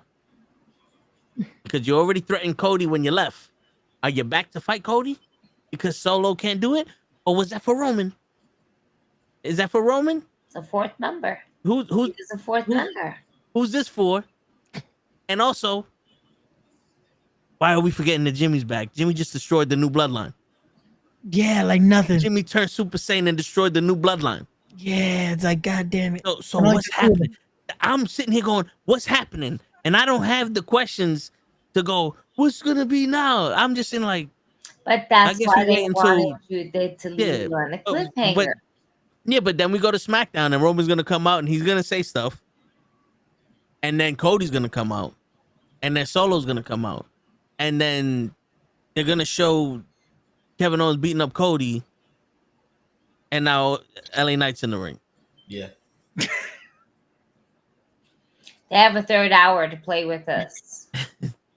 And what do they start the show with this, or do they end the show? Oh, they're gonna. They're gonna make sure you watch the whole damn show, just so Roman. They're gonna give you a little bit for Roman. You save him all the way at the end. Cody in the beginning. Yeah, but he's not. Cody's the opener. Shit. Roman's the closer. Yeah, Cody's gonna talk to. Kevin Owens is gonna open up and say why he jumped Cody. And then Cody's gonna be in the middle talking about, I'm too hurt to wrestle, but I want you in a death match right now. And then they were like, no, you can't do that. That's against the rules. And then the last 20 minutes, Roman's gonna walk out. The two minutes left in the show, he's gonna get in the ring, acknowledge me, and they're gonna go, and it's over, ladies and gentlemen. Come back next week. And that's gonna be SmackDown for you. And I missed the days when Sasha opened and Roman closed. Gave me something to look at. Well, I'm watching Mercedes Moné right now versus Emi Sakura. And you saw how she looked at the camera, right? That was for me. Man, fuck up. And that's how you know Gigi's old school. Because back in the day, we didn't say shut the fuck up. It was the fuck up. The shut was implied. But I'm just like, because I am a big fan of Emi Sakura. And it's been so long since we've seen Emi Sakura on an AEW TV because of, I guess, her visa and everything like that. She was in Japan on top of that for a long time. But I'm always a fan of her work when she gets in the ring. Like, I always found her style when I was watching AEW Dark, like her character, how she wrestles, how she comes out, how she's the queen, how she sits on them, how she drinks tea on them. Like, there's so much about Emi Sakura as a performer, as a wrestler, that I really admire. And the fact that we're getting her back, or we got her back, I should say, and it's her first match back in AEW TV, and we're doing it with Mercedes Moné, knowing that she's not going to fucking win. That's upsetting. For me, that's fucking upsetting. That's all. I'm just here, just like, and then you're like, oh yeah, they go Sasha, bitch, shut the fuck up. Fuck this bitch right now. She pissed me off that they fucking doing this. I mean, fuck you. Fuck you, Tony. Continue. We're just gonna continue. That shit just pissed me off. She said you may proceed. I don't think Toe's there. Toe left. My reaction to The Rock was I popped for a second because I'm like, oh shit, The Rock is showing up. Right, we were talking about Everyone The back. Rock. Then And then it's like, oh, we're gonna keep going with this now. mm-hmm. Then I'm like, wait, why did he count to 4? What the fuck is the 4 about?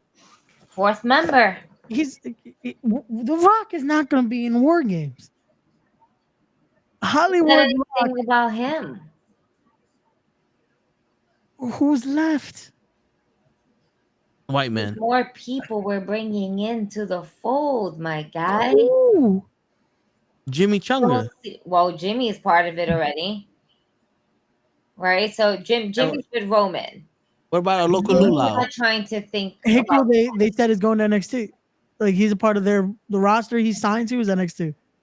So they're not bringing him straight up to this. who? Hikuleo. The other Oh, time. okay. Oh, so that's a straight He's NXT. NXT. Yeah, so that's what I'm saying. Who's left? Well, why can't you bring him up to the main roster for just that spot? I think their concern is Tongaloa. Look at Tongaloa. Do they want to make him just straight to the main roster and then you get that in a gigantic version? Can we trade? Or do you let Hikuleo have some time down there, perfect his craft, and then come to the main roster and be a beast? Because I think that helps Solo a lot. Not a lot. Tremendously. In ring wise, I know the character might not still need some work, But that's also on their end, not so much on Solos. And then like he puts in as much as his craft in, but I think it's by pulling him so out, like, and then they're trying to give him a character instead of him being the enforcer. Now he's, Samoan Kingpin over here. Yeah. And Suge Knight. Yeah. But that's also on him though, that he needs to. They're giving him the main event spot, and he's not making it believable. He's not utilizing it. It's not him. It's not Solo.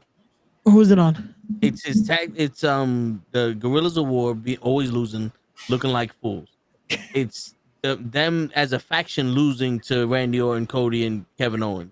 Yeah. It's the fact that he lost to Cody Rhodes twice for that title already, and Jacob Fatu, him overshadowing him with looking the craziest and the toughest and all that.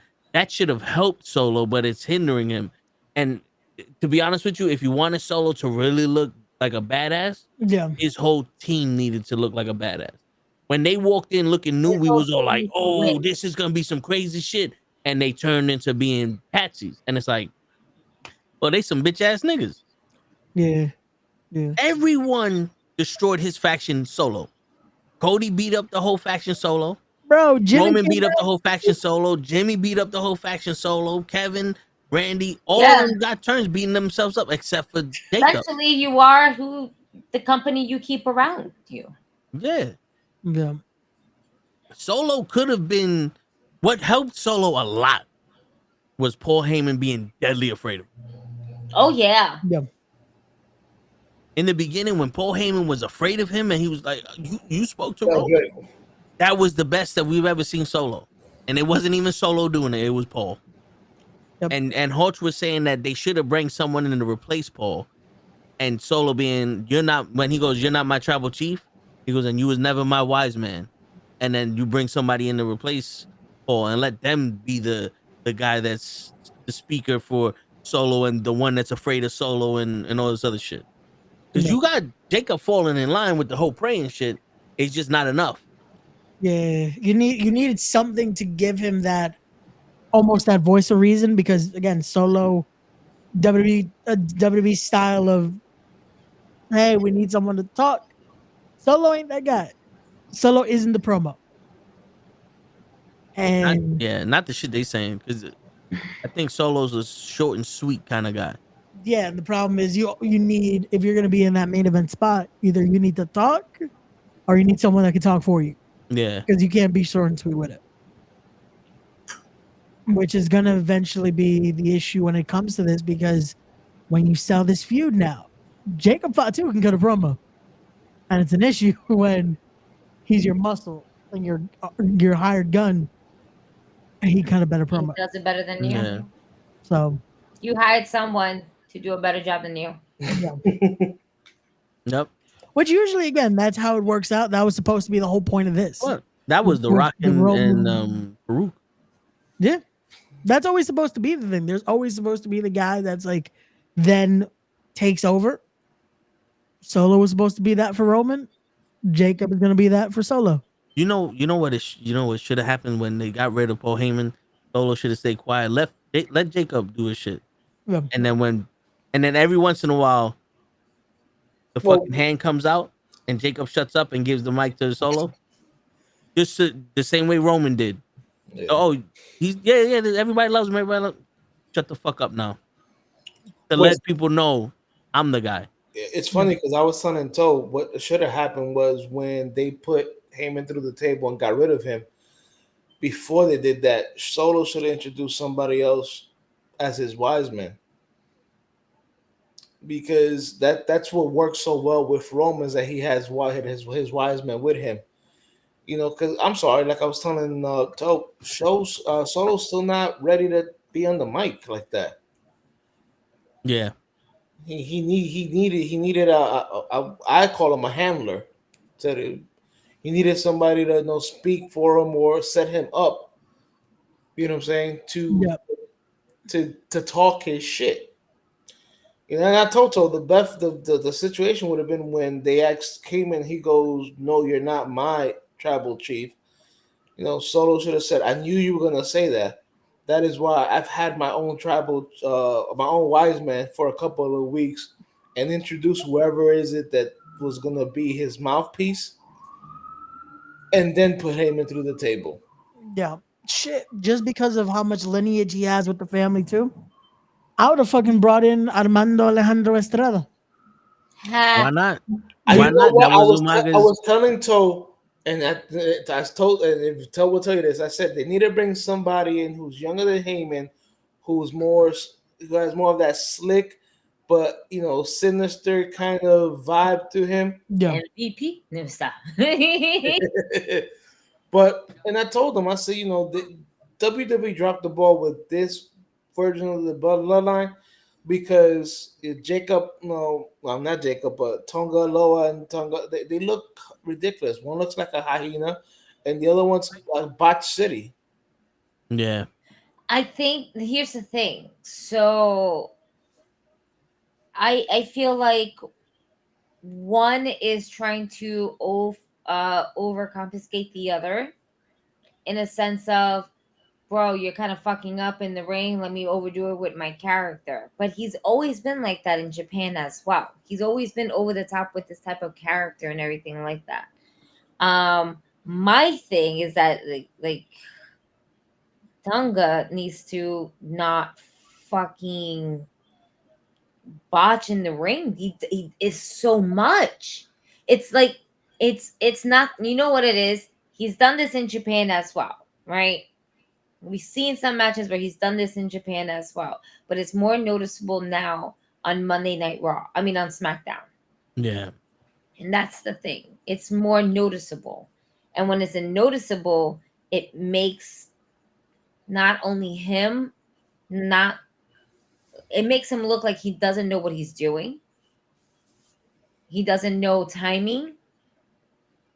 And with him doing that, kind of hinders and affects the overall team.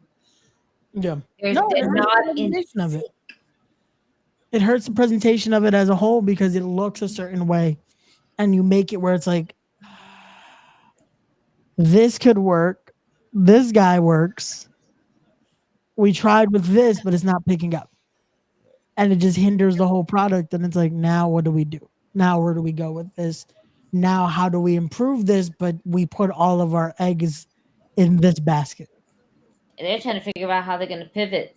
Yeah. Yeah. If it wasn't for Jacob, who saved this staple, they'd be in trouble. Yeah. That's true. And the problem is that even Jacob now, after like we just said, Jimmy Uso came back, took out everybody. Yep. You just made even Jacob look like that was the best thing they did Roman and Jacob did not touch till Saturday. Best thing you could have done. Don't let Jacob have any weakness. Even in the match, Jacob still had his moments where it's like, okay, this works. You let Jimmy Uso come back and hit everybody when Jacob is supposed to be the hired gun. Okay. So that toils it a bit. That it's like you still want to protect him a bit. Because if you have pivot, he needs to be the guy that. So in that sense, right? Like I'm taking everything that you say in that sense. We have to add somebody, right? It's all about adding. And there's a numbers game. These Samoans are a numbers game, ladies and gentlemen. All right, they come out the dozen like a fucking warm box of Krispy Kreme donuts. All right, that's how they're coming out. All right. And now me There's and always going to be someone else, and Me there's too. I want the glazed donut. Word. Uh-oh. Oh, Gigi. Gigi Show left to go get donuts, and Gigi went with him. Oh, there she goes. There you go. Well, you're muted now, but see, Krispy Kreme was like, wait a minute. Krispy Kreme closed. Don't be trying to get nobody to come over here. Fucking Krispy Kreme put the power play. They went, hold up, wait a minute. We can't feed these Samoans.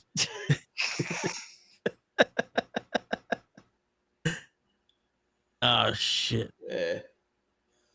Nah, but listen, and it's funny because I even told earlier, I was like, you know, if they really want to pull a swerve on somebody, it would have Jacob turn on Solo, and Roman, and, you know, with them in the ring together, and Roman goes, you know, technical difficulties.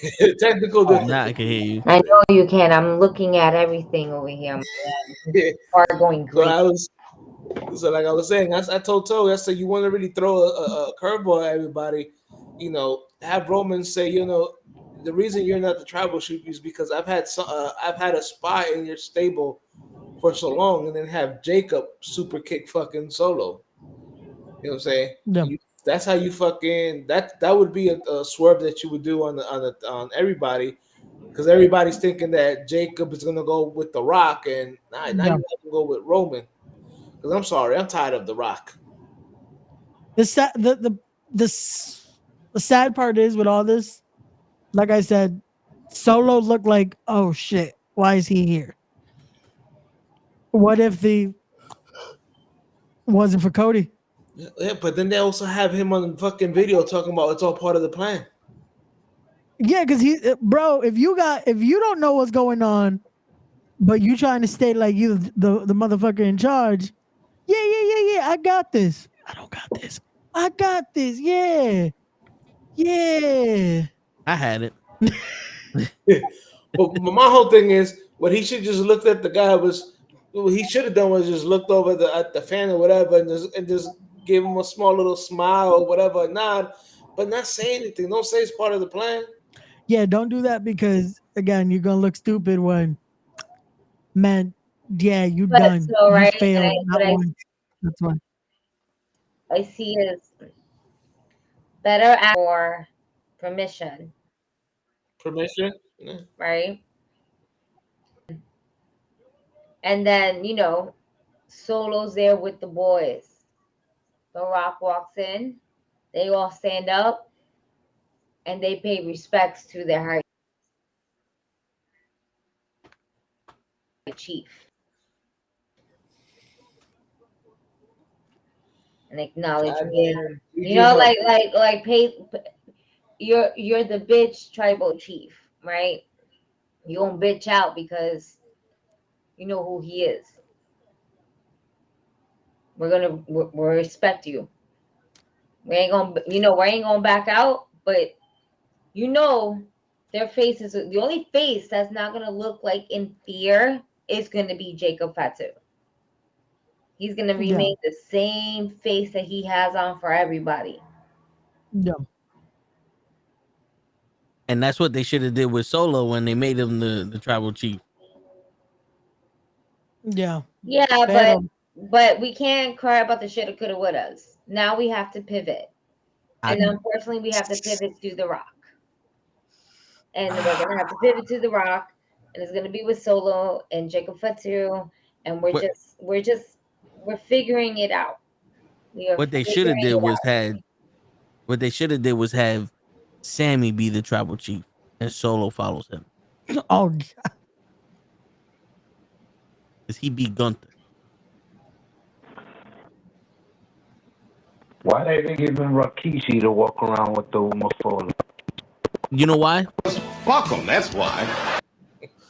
Rikishi probably could have been involved in this if he would have. But because my guy wants to, just in case the show wasn't looking at you, if he would have shut his fucking mouth, basically. But because my guy wants to fucking say, "Yo, pray for my son Jimmy Uso."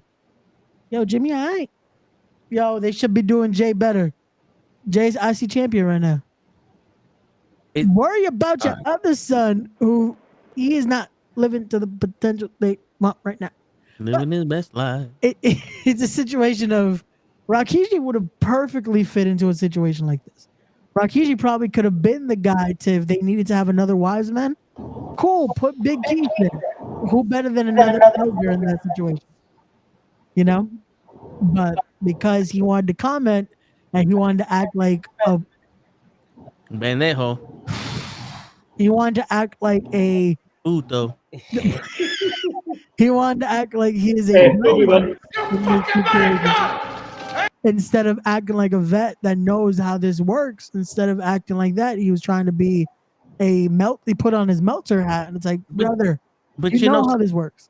You know something though? I don't think Rikishi's personality would have fit in the way Roman ran his bloodline. No, but it's a situation of he could have tried to act like, again, fill in that this is the vet here, like do what Haku was doing with him, do what who was it that they brought back when they were doing like the fuck, was it Alpha that they brought in? Well, doing like 2002, 3-ish era that they had. The Hell in a Cell match? Yeah. Who was it that they brought? It was Alpha and Stika. They brought them in, right? Yeah, both of them, and they gave Roman the. No. I'm talking. They did it. They had done something like this that even for Rikishi to go full heel, they had someone come in. I can't remember who they fucking brought in, but just a situation like that, just a situation of have that. Hey, I'm here. I know what it takes to get this situation. Have that, just something that's like, okay, cool, we have another presence here in a situation. But like I said, he wanted to give all his input. That's like, but that's not okay. And now Rikishi could stay doing the podcast. Hey, listen, man, we're better off for it. But all right, before we go, I said this to Hutch in the chat, but I wanted to get your opinions on it. For Tommy, the North American champion, and he lost him losing the title to D'Angelo. Tony D'Angelo. I felt that was a little racist. I felt that was a little, I felt that was a little sure. Fucking really. Of course he's gonna be the one. I don't want to say racist. I want to say, of course, this is the fucking guy. Yeah. I definitely thought it was random that Obafemi lost it to Tony D'Angelo.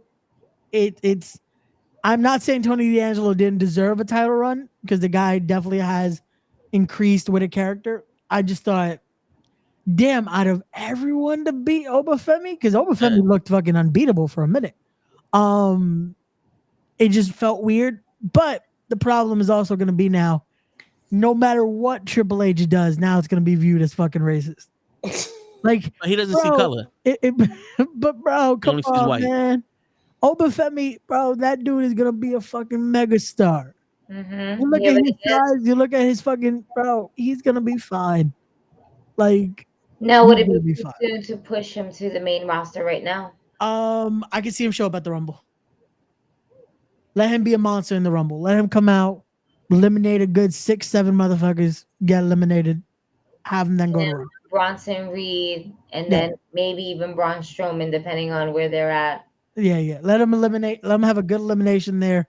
Next night he shows up on Raw or go to SmackDown. Just he could go up then. I feel like right now is a little too just because it feels like they're transitioning Ethan Page right now. So it's like don't put everyone, because then you have the situation of Aleister Black, Ricochet, all that it's like you start putting everyone on the main roster, and then now what? Because then one, you have to then rebuild NXT, and then two, you keep bringing everyone up, and now what do they do on the main roster? So Nothing. It's like you have to time it correctly and make them match. Well, listen. Well, here's the thing, right? Yeah. In my department, the way it works is you have a budget. Your budget is allocated towards feeding the staff. Yep. If you don't have enough staff, then you got to use less budget. That means next year they're going to give you less budget because that's what you use. Yeah, because it's so they need to bring up the NXT guys to eat that food in catering, so that way they don't lose a budget. Wow. So I want to remind everyone we're going to be back tomorrow at 9 p.m. for the Toe in the Show with Ray and Gigi. We're going to be talking about a lot of real shit, including the nice topic that we're going to remember by tomorrow. Because I drew a blank already. God damn, that's how fucked up. Our generation spoke out, but no one heard us. Yeah, I already fucked up. Jesus. It's okay. We'll never get on topic anyway. We'll get on and we'll get off and we'll talk about something else. It always happens that way anyway. It shows. It's a fun time. It's a fun time. Plus, like I said, I'm having you. That's like 9 inches in the bedroom. Who got 9 inches in the bedroom? Wait, hey. Thank y'all for tuning in. My apologies again for being late. It's okay. We gave you a little extra. Ray, you're still going to get the clothesline from hell, and you're going to get through a table. Who is hitting me with this clothesline from hell? Though? And Gigi, because it was mentioned, we're gonna have Oreos while he goes through a table with Legos on it. Wait, can I have an Oreo? Oreo? Oreos? Can it be like the double stuffed Oreos? Yep. Can I have an Oreo though? No, you can't. No. No. You know what? I will get you Oreos from the $1 table. You do not get the double stuff. We might actually not even get the double stuff. We're gonna get the mega stuff. Have you seen those? Those are fucking massive. Can I have one at least? If I gotta go through. You gotta go through the table.